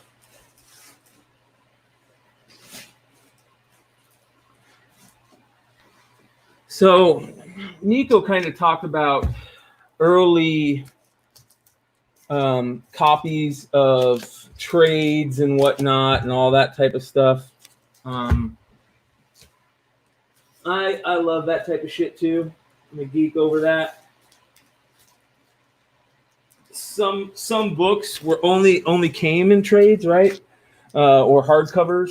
Some of our favorite stuff like Killing Joke is kind of like prestige, but some of these are only came in hardcovers, and like Nico showed, Arkham Asylum being one, and I bag and board it because I'm a geek too. I'd love to get a point where maybe they as in the grading companies grade these. I think Matt Nelson might have said something about maybe that you can grade these. Does anybody know? Has anybody tried to grade some of these hardcovers? Maybe, but this is the first print of Arkham Asylum. This book fucking changed my comic world when I was a kid, young teenager, along with Sandman and Preacher and Starman and all that fun stuff that I was reading back then. This book just totally rocked my world. It opened me up to Grant Morrison. I've got some really cool early Grant Morrison appearances coming up, British magazine stuff that I'll show you. But this is Arkham Asylum first print hardcover. It's got the dust jacket or whatever on there, so that's cool. This is the first print, or this is a weird one. This is from Warner Books, and I don't know why I have this in a Mylar, but it might be the first print of the trade of the same book for Arkham Asylum, not the hardcover. Never been opened. Doesn't have a crease on the spine or anything. I think some of us know about this one. Most of us know about this one. Dark Horse presents 5th anniversary special, like for Sin City and comics. It's a big, thick thing here. Very cool stuff.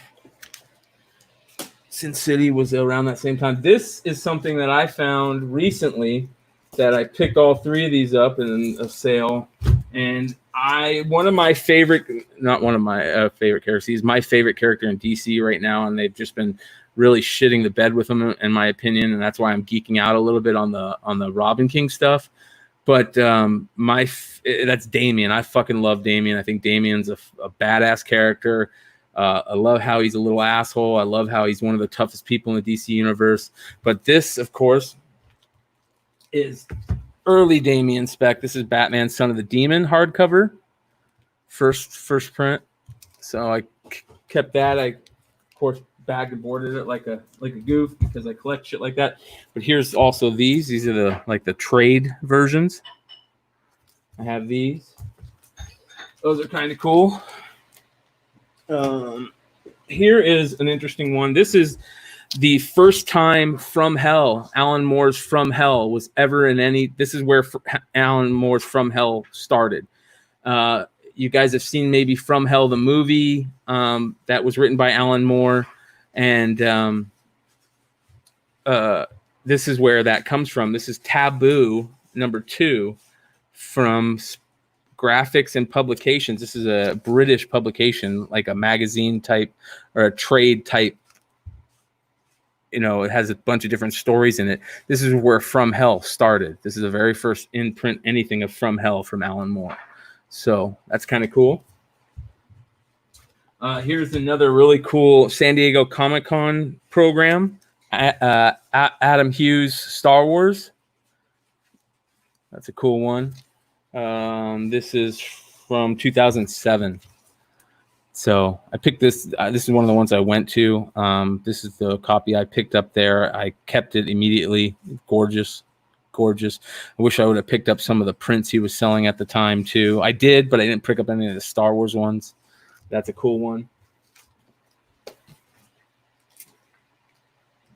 Let me put some of these away here.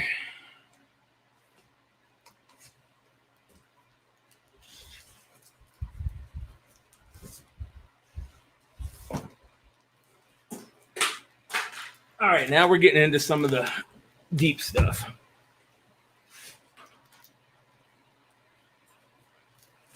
All right, so Near Myths magazine has got some of the best creators' early works. This is a magazine comic that was from Britain at the time. This is the first issue, Near Myths magazine.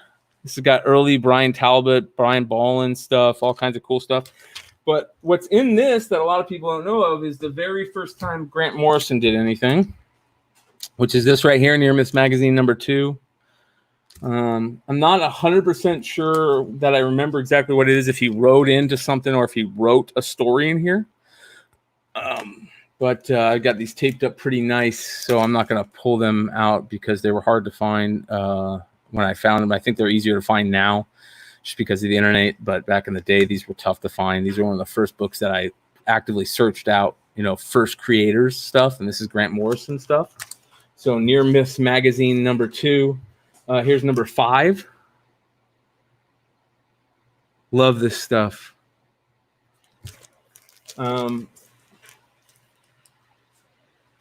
we got some early Garth Ennis stuff. This is early Garth Ennis. First Garth Ennis stuff is in Crisis magazine. Now, these are crazy because it still has the stickers that are attached to the cover on these. Like, these are so hard to find in these condition. So this is Crisis 15, 16, and 17. And all the stickers are still there.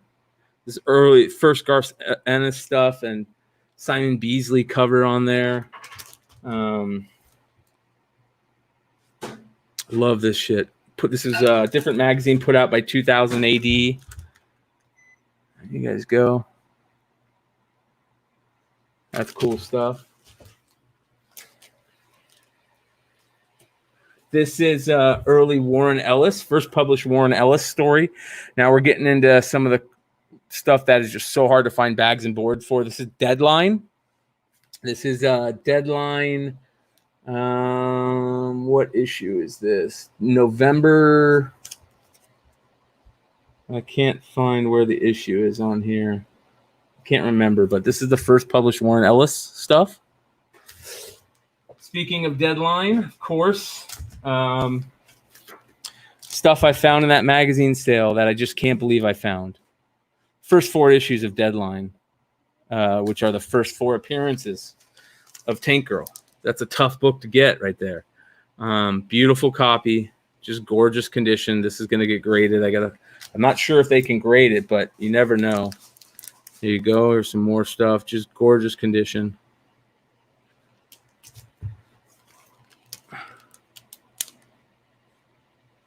Number 4 has her on the cover also. It's a cool cover. So those are Deadline.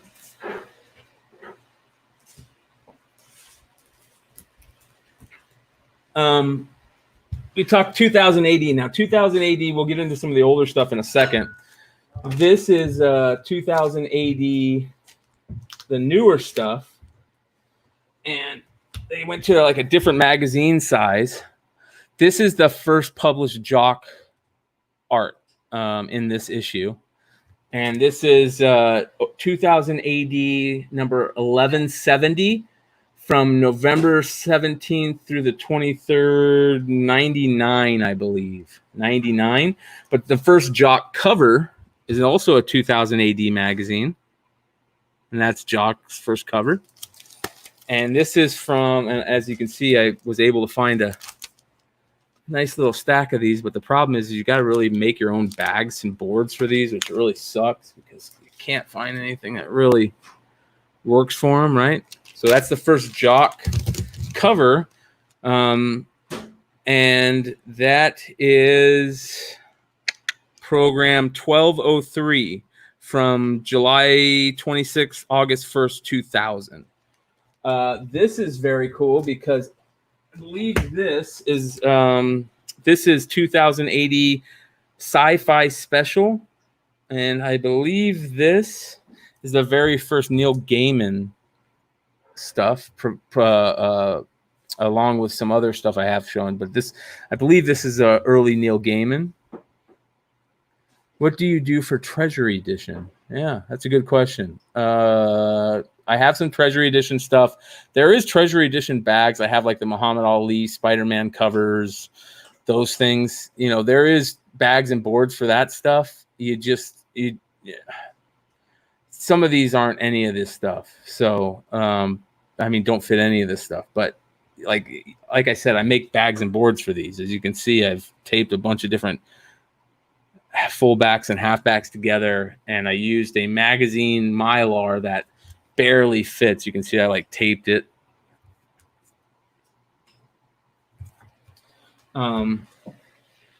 Back to the old school 2080 stuff. Now, this stuff is crazy. This is 2080 program 415 from April of 85. That's got, it has, I shit you not, this was in that collection. It has the Masters of the Universe stickers still inside. It's crazy. Now, some of this stuff is really early famous creators, and I'm not 100% sure. Some of it's like early Ballin stuff. Some of it's first Gaiman stuff. But this is 411. This is a famous one. I apologize for not knowing exactly what these are. Some of you guys will know. This is program 488. Just beautiful condition on these, which were hard to get in this condition. This is program 489. All of these are keys in this run, and I'm just not exactly sure what.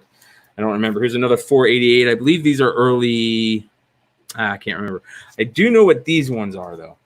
These are important ones to me because this is the very first Alan Moore stuff. This is program 170 from July of 80. Very first Alan Moore published stuff. That's where Alan Moore got his start, obviously. But as you can see, these are like I made these from Life magazine bags and boards. Cut them down. They don't fit well. You can't find anything to fit these in. I know they used to have 2080 bags and boards in England back in the day. I can't find them anywhere to get out here. Even I would buy some from England if they're decent, but I can't find them. Those are 2080. All of these came from that collection. Like I was just picking out keys. I was on my phone going, okay, I have a list of all the creator firsts, and I'm looking for 2080. All right, where are these? And they were in there. There were stacks of these things, not bagged and board, just stacks. And I love it. I love this type of stuff. Here is some more goodies that go before that are also really tough to have bags and boards, with. Warrior Magazine. Warrior Magazine #1. One of the most underrated magazine of all times. Geek out over this. Anytime I can find it for cheap, I buy it. Why is this important? Probably the greatest shift, in my opinion, that we've seen in comics becoming the comics that we all love today, like real adult stories that turn into amazing movies and just people pushing boundaries. I know like people love the Bronze Age stuff, the early Neil Adams, Danny O'Neill. I definitely think that that's up there. Probably is, but to me, I think that the real change happened in the early 80s with people like Alan Moore, Frank Miller, and those stories that were being told in that time period created people like Garth Ennis, Neil Gaiman, Brian K. Vaughan, Mark Millar, Frank Quitely, all these amazing creators came from those stuff. And Warrior #1 is kind of where those stories started becoming real things. It's the first appearance of V for Vendetta. And it's also, more importantly to me, the first time that Marvel Man, or Miracle Man, as we know him in the United States, started being written, other than a Golden Age superhero. Alan Moore. Both of these are Alan Moore stories. So this is the first time Alan Moore did his Miracle Man stuff. First time Alan Moore did his V for Vendetta stuff. And this is it right here. Like, this is so underrated as a book for where this pushed comic books and storytelling. Just a true piece of history. So this is a really tough to find. This one right here, this Summer Special 82 has a letter from Warren Ellis in it, I believe. Warren Ellis or Neil Gaiman, I can't remember, one of the two. This is a really cool one. This is the Marvel Man special. Miracle Man, as we know him, Marvel Man. This is all those stories that, like the Alan Moore Miracle Man run that, they put in comic book size, that Neil Gaiman did later issues. They all were first told in here, like the evil, dark Miracle Man shit. This one's really famous too. This is #2. First Miracle Man, and there's the V for Vendetta, second V for Vendetta stuff. I mean, how do you not love this stuff? Like, this is so hard to find in good condition, and it's even harder to find bags and boards for them. So you got to make your bags and boards, as you can see. Basically, I did here, especially with some of these. Like, that Summer Special has a Marvel Man story which was never reprinted. Wow, thank you. I forgot about that. I did not know about that. So, Summer Special 82. Was that the this one right here? There we go.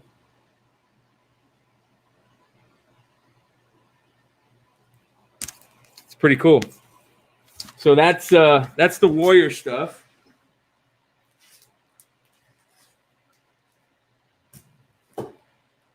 This is some early Warren Ellis stuff. Blast magazine, #1. Okay, now we're gonna get into some. Let's make this easy. Some of the Wizard stuff. Now, we all love Wizard magazine. I know you guys love Wizard magazine. We all grew up on it. Wizard magazine has some sweet stuff. Of course, the really tough stuff to find that I think I can only find one copy that I own of it is this issue.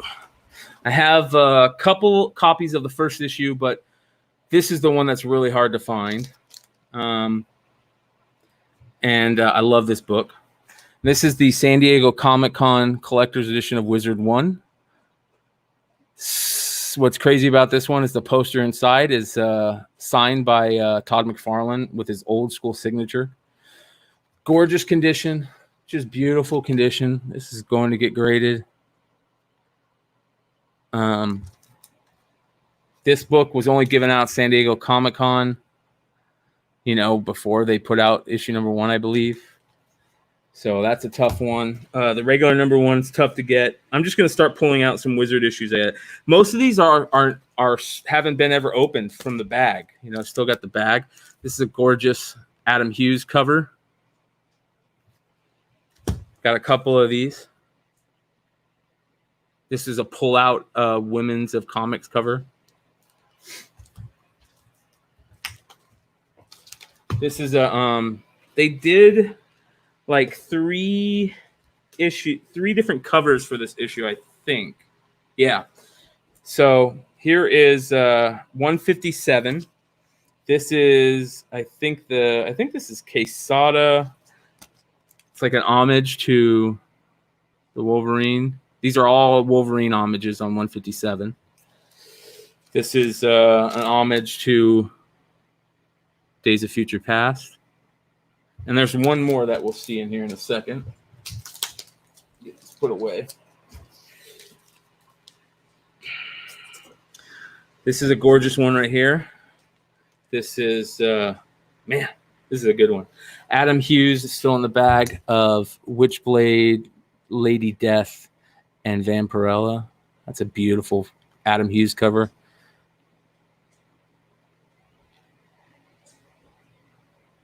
That's a cool one.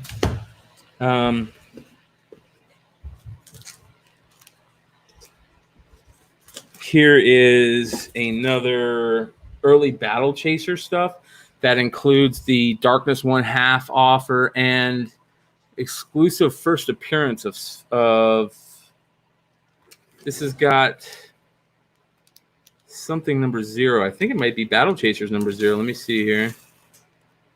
It's got Slingers comic book number 0. I don't know what that is. I couldn't tell you what that is.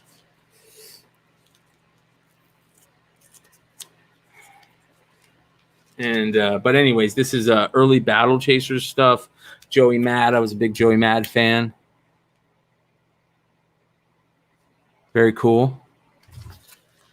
And these fit perfect in like Golden Age Mylars and stuff. This is a cool one. This is Michael Turner. I like this cover. This is a beautiful Michael Turner cover back when they were doing that. I forget which Crisis or whatever that was. Beautiful Michael Turner cover. That's why I collect most of these, is for their covers. I forget what this is, but this is another early Michael Turner cover. This also has something in this issue that I can't remember exactly what it is, but this has something in this issue. Of course, there I am being not doing my research, right? But I just really want to show you. Oh, here's a cool one. This is issue number 100. This is the Alex Ross homage to the first one.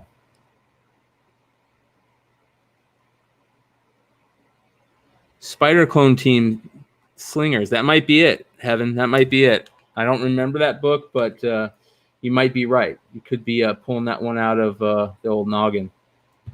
This is a really cool one, though. Gorgeous Alex Ross homage. This is a gorgeous, then I picked up a couple of Alex Ross covers. I love these chrome cards that they released in these two. I tried to collect all the chrome die cut cards that they put in this. There's a gorgeous Spawn one, a gorgeous Spider-Man one. This has the Divine Right one in them.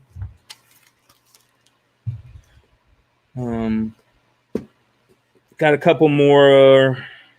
This one's interesting. This one is a Chromium Tribute, Superman Tribute Edition. It's like a Chromium cover of, the Death of Superman fight. You kind of show you the Chromium there without the glare the best I can. It's a cool book. I thought it might have been cooler when I got it because everybody was geeking out over that stuff at the time. What are these? All right, let's see what we got here. This is another really cool Alex Ross cover.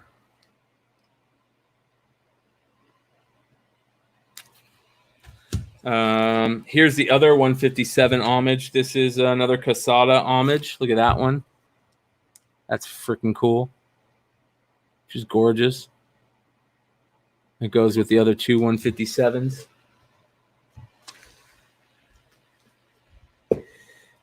This one's a cool one that I don't think a lot of people know about. This this is the number 0 book of Fathom. It's the preview of Fathom. I forget what this is. I'm not going to pull it up, but this is the back. It is, anyways, it's got the Fathom preview in it. So back in the day, I was a huge Michael Turner fan, like most of us were back then. Here is another homage. This is a Brian Bolland homage, Wolverine homage.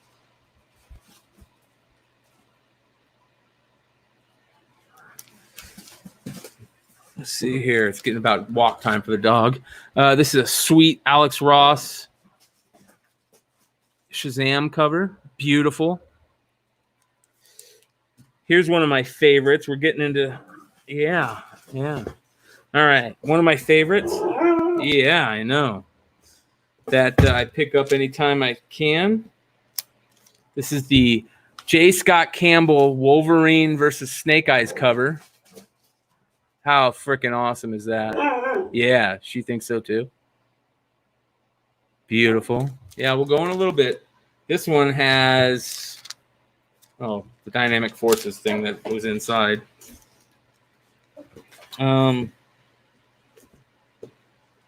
Wizard kind of got bigger throughout the years, and here's some other ones.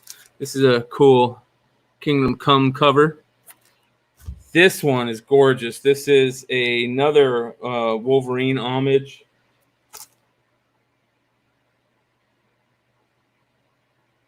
Old Man Wolverine. Got a couple of these back when I thought that was going to be a big deal. Still might be, you never know.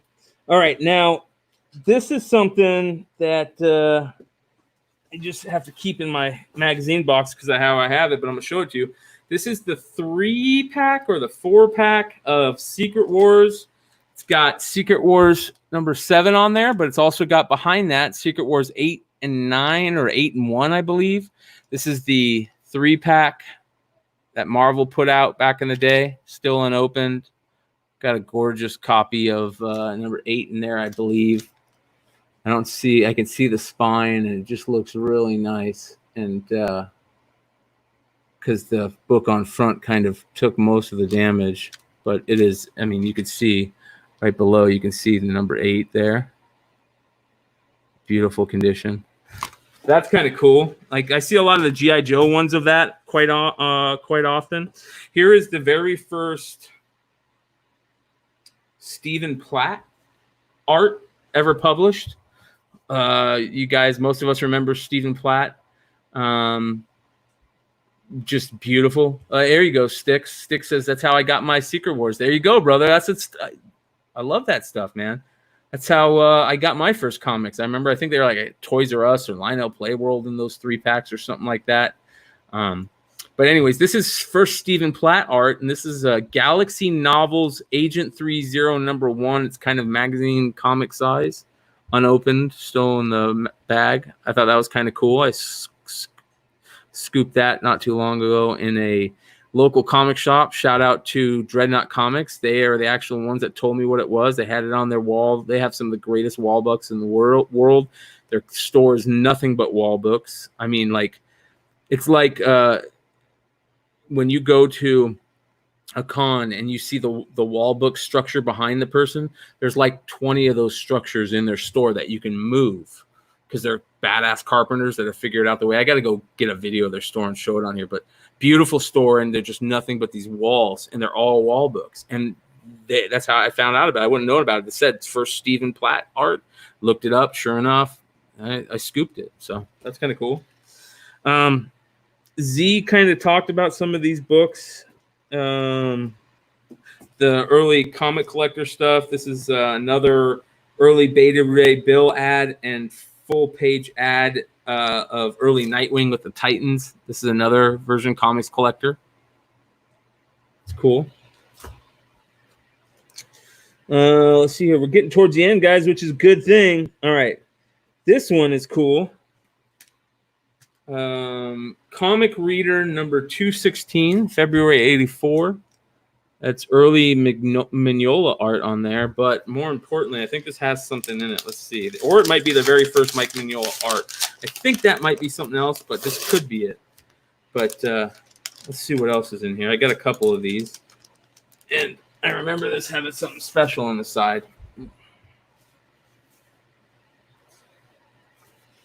That isn't Mike Mignola. That's Stan Goldberg. I apologize. But I think that this has... There we go.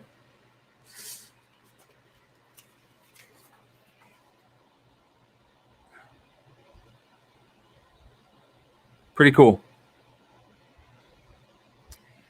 Big fan of Nightwing. Love the character.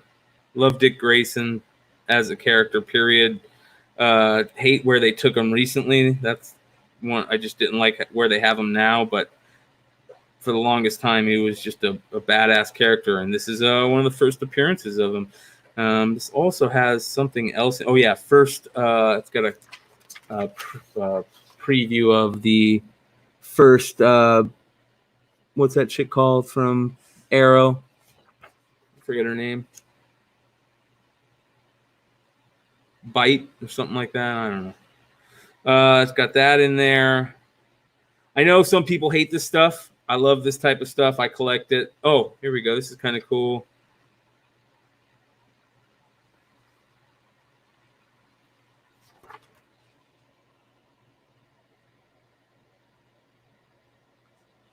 That's interesting, right? I don't know what that is, what's going on there, but pretty cool. I geek out over this stuff. I collect it. I'm not gonna, you don't have to buy this stuff. You collect what you want, but some of these have some really great first art on the back. 183 was his first interior art. There we go. 193 is the first cover, and 183 is the first Mignola art. Sticks, you say Harbinger. What does that mean? Is there Harbinger on that? Is that Harbinger? I don't know. What is the Harbinger stuff? I think Harbinger. Isn't that like Valiant stuff? So that's that. That's cool.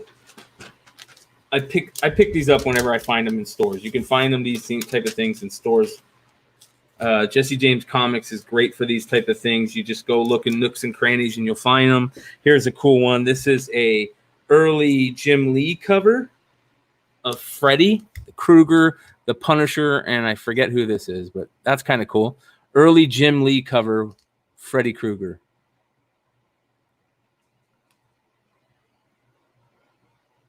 Amazing Heroes 168. This one's really cool. I buy these up. I probably have like 5 or 6 of these. This is Amazing Heroes 202. Now, I know everybody geeks out over Rust Magazine, the Malibu Comics. What's the other one? Rocket Ranger. There's one more where they have the previews in them. But this is one that I like. I like Amazing Comics number 202.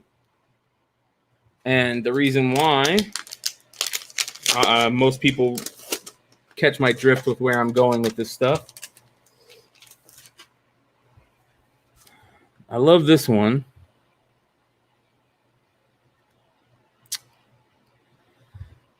Because it's got early Image stuff. But most importantly,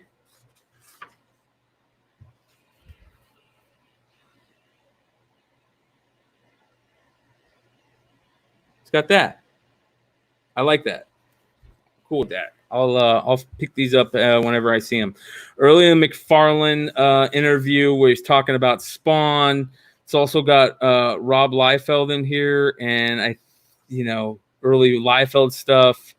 Character sketches of Silvestri Cyberforce, which is kind of cool.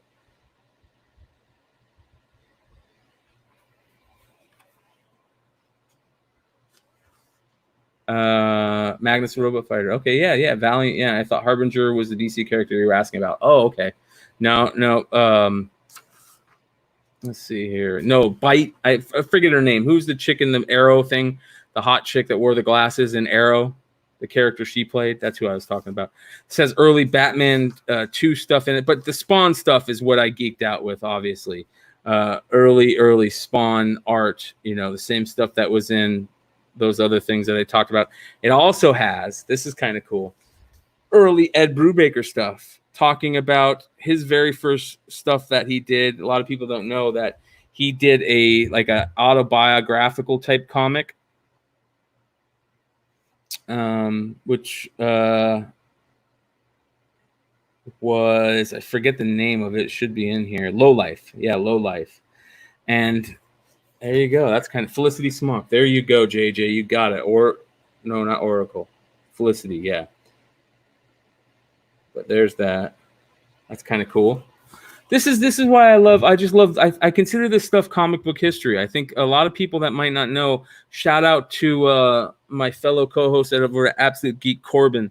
Corbin's a young cat. I think he's like 25 years old that doesn't have all this knowledge, and he's going through it like crazy. He's buying Wizard magazines and these type of books, and he's searching through them, and he's learning about this stuff that he didn't grow up with this stuff, and it's this comic book history that people love to hear about. They love to hear about how their characters were created, what was going on when these books were coming out. Just cool stuff. This is kind of interesting. Look at the back of this. Yeah. So that's Amazing Heroes number 202 from June of 92. Early Spawn art.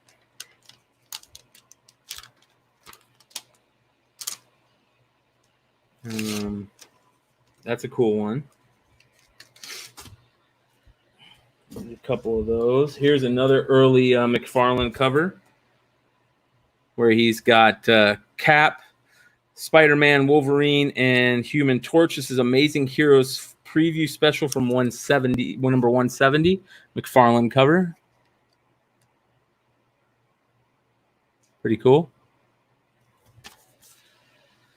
This one, I can't remember why I buy these, but I buy them every time. This is Fantaco's Chronicles, The History of Spider-Man. And I got a couple of them. It's from 1982. Why don't we take a look and see what's inside? I don't think there's anything crazy, but there should be some fun stuff to see. That's the one of the last Amazing Heroes release, too. Ended in issue 204. Wow, that's crazy. I did not know that. So 202 is 2 issues before it ended. That's freaking cool. Man, JJ, you're a wealth of knowledge on this, man. We gotta get you on the show or something. Talk about some of this shit. Smoke is from the Firestone. I think Bite is different. Yeah. That's what I mean. Smoke. Yeah. It's that Firestorm issue I was showing. That cover is in that. That's what I was showing. So that's the character. But anyways, here we go. Spider-Woman and Spider-Man, cool inside art. There's the back. It talks about the history of all the characters. Like it talks about the origins of them all, the history of Spider-Man. It says post-Ditko era. It talks about that, where credit is due on who, created Spider-Man and whatnot, the directions they're going in at the time. I mean, this is where you get your history. Aunt May must die. This is where you get a lot of your early history on this stuff where I'm sure some of these guys, you got people out there like Topher, Gary Nusser. Some of these guys probably have a lot of this information in their head already. And the people that don't, this is how they get it. They go and read these old things that here's it doesn't even say the name of the character. It just says character copyright. She had to have come out by this time, right? She had to have come out by this time. Black Cat, right? When did Black Cat come out? It doesn't say Black Cat. It just says character copyright. But anyways, got a picture of Black Cat. Yeah, okay. And so it appeared that ominous things were in store for Aunt May in issue 195 after battling the Black Cat. So yeah, never mind. New comic books, only 40 cents. Yeah. It's got all the advertisements in it. You love these old school advertisements. Here we go. Wholesale sources back in the day. Wholesale sources for comics from back in the day. Look at Lone Star's in there.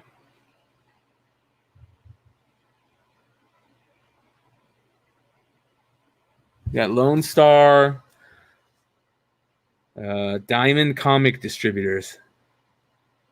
In Maryland and in Florida and in Massachusetts, they have Fantico in there. Who else? That's cool, man.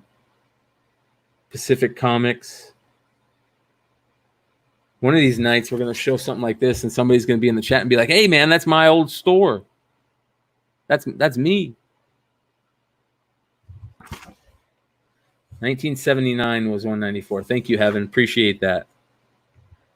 So yeah, I like this. Like, they're talking about all the different characters. They give their first appearances. Like, here we go. Iguana. The iguana was the result of a lab accident involving Dr. Curtis the Lizard Connors. While working at the university on research grant, Connors thought that he had discovered a way to regenerate his missing arm. And it keeps talking about it. And it says at the very end, first appearance, issue 23. Spider Lizard. While defeating the iguana, Spider-Man absorbed a large amount. I mean, that's cool. It tells about all the characters, their first appearances, history up until that point. Oh, this might be a reason why I grabbed it. A lot of old school magazines had these advertisements for Love and Rockets, introducing Love and Rockets back in the day. Beautiful. Gorgeous. I love that stuff. Oh, yeah. Same with this. Look at that. That's cool. Old school Ramita. I'll take that. Reprinted, but I'll take it. It's got... sometimes you'll find early art by artists that they would send into these things. This is art that was sent in by people when they were kids, and you never know. You might find some early art. I know that even in the Wizard, if you look at like the letters, remember how people used to draw on the letters at the envelopes for letters and send those in?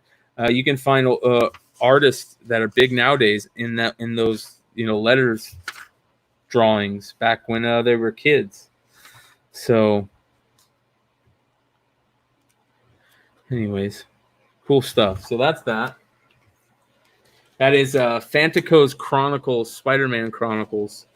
I guess the Fantico did like a Chronicle series where they talked about the history stuff. This is a cool one. This is Amazing Heroes, early Sienkiewicz Elektra cover. Beautiful.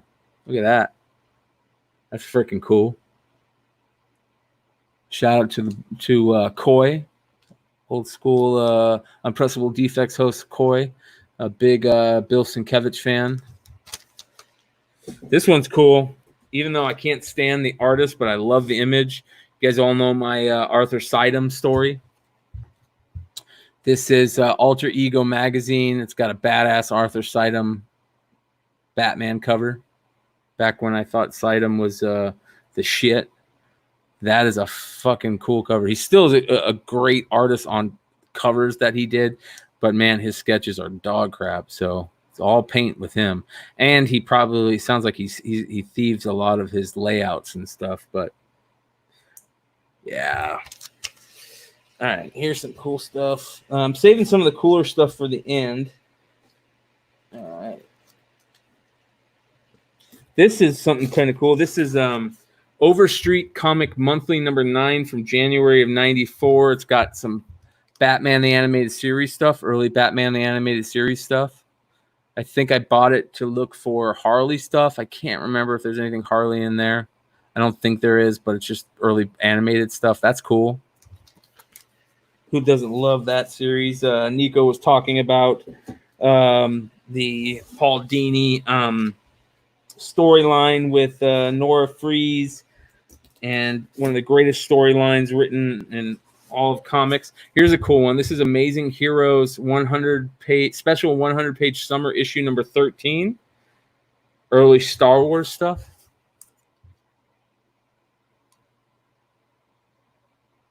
That's pretty cool.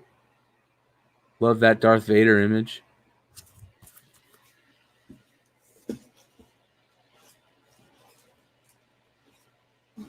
This is really early Frank Miller Daredevil Elektra stuff. This is the Comics Journal number 58. That's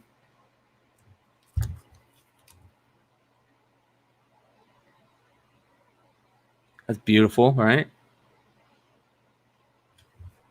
Yeah, there was a swimsuit special. So that is a lot of those Amazing Heroes has swimsuit specials, early Adam Hughes stuff. There's also early Linsner stuff in there with Dawn. A lot of cool stuff. Shout out to Robert Fordham. You hit the mark with that Amazing Heroes comment.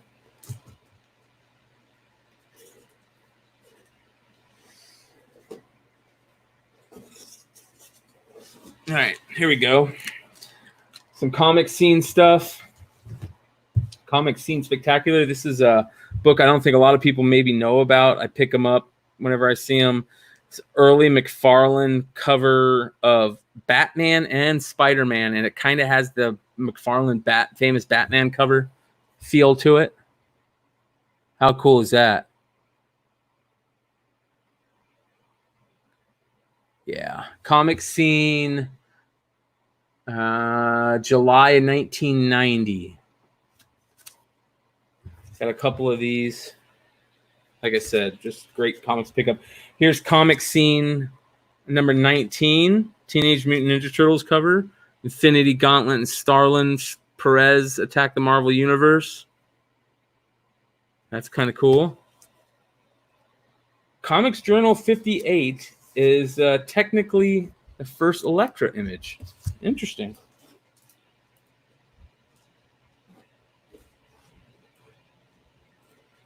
So that is the first Elektra image. Very thanks there, JJ. There you go. Pretty freaking cool. We all know this one. Comic Scene number 31. First Harley, right? This has got the first Harley stuff. Comic Scene number 31. I can't remember if this was a big leg thing. I'm pretty sure that he broke open this Comic Scene stuff back in the day. Well, it could have been somebody else. I remember that's where I heard it from. Also, this one's cool. Teenage Mutant Ninja Turtles magazine from summer of 1990. Taming the Skateboard Jungle, interview with Casey Jones, the birth of a lobster dude, an island ruled by dragons, ninjas in training, Cowabunga special collector's edition. Kind of like an homage almost to X-Men Days of Future Past, maybe. Pretty sweet. Here's another comics collector. Early X-Men stuff. This one's kind of cool. This is Star Wars. This is Monsters Magazine, Warren's Monster Magazine, but it's the Star Wars special from what year? This is October of '77. Check out this cover.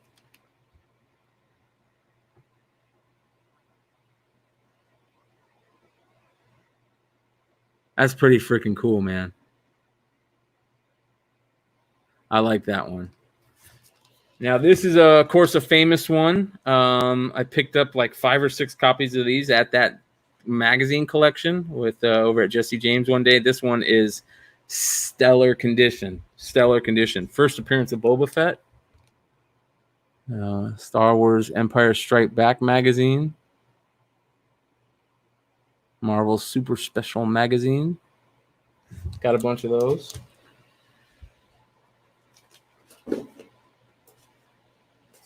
These are some fun ones. These are some smaller stuff. This is Comic Shop News number 630. Advertising the first Harley image. This is a weird shape. So it's kind of got bent because it doesn't fit well in comic boxes. But I had to make my own bag and board for that. But that's kind of cool. This one is early Del Auto art. I have the Ultimate Alliance 1 ones also, but these are easier to get. Ultimate Alliance 2, you can pick these up in these came in the video games, the Ultimate Alliance video games. So these came out of there. You could find the video games on eBay for like $2, and sometimes even in the pictures they'll show this image. This one I have like 3 or 4 of those. Just buy the video games because they're cheap. You can buy the video game. But this one's really cool. I can't remember where this comes from. It says Marvel. I think it was in a DVD, custom edition, not for resale. It's a reprint of X-Men, Uncanny X-Men 141 and 142, but it's got a new cover from In-Hook Lee, or Lee In-Hook, of X-Men 144. How cool is that? Custom edition says. Not for resale. That is freaking gorgeous. There's that. All right, we're going to end it out on some goodies that I think I've shown before. But I really like them.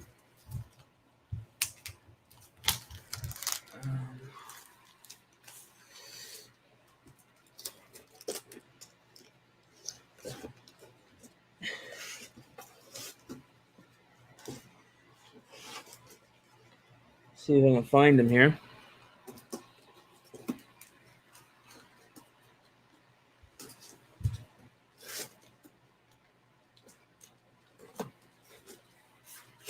And I know people hate them too.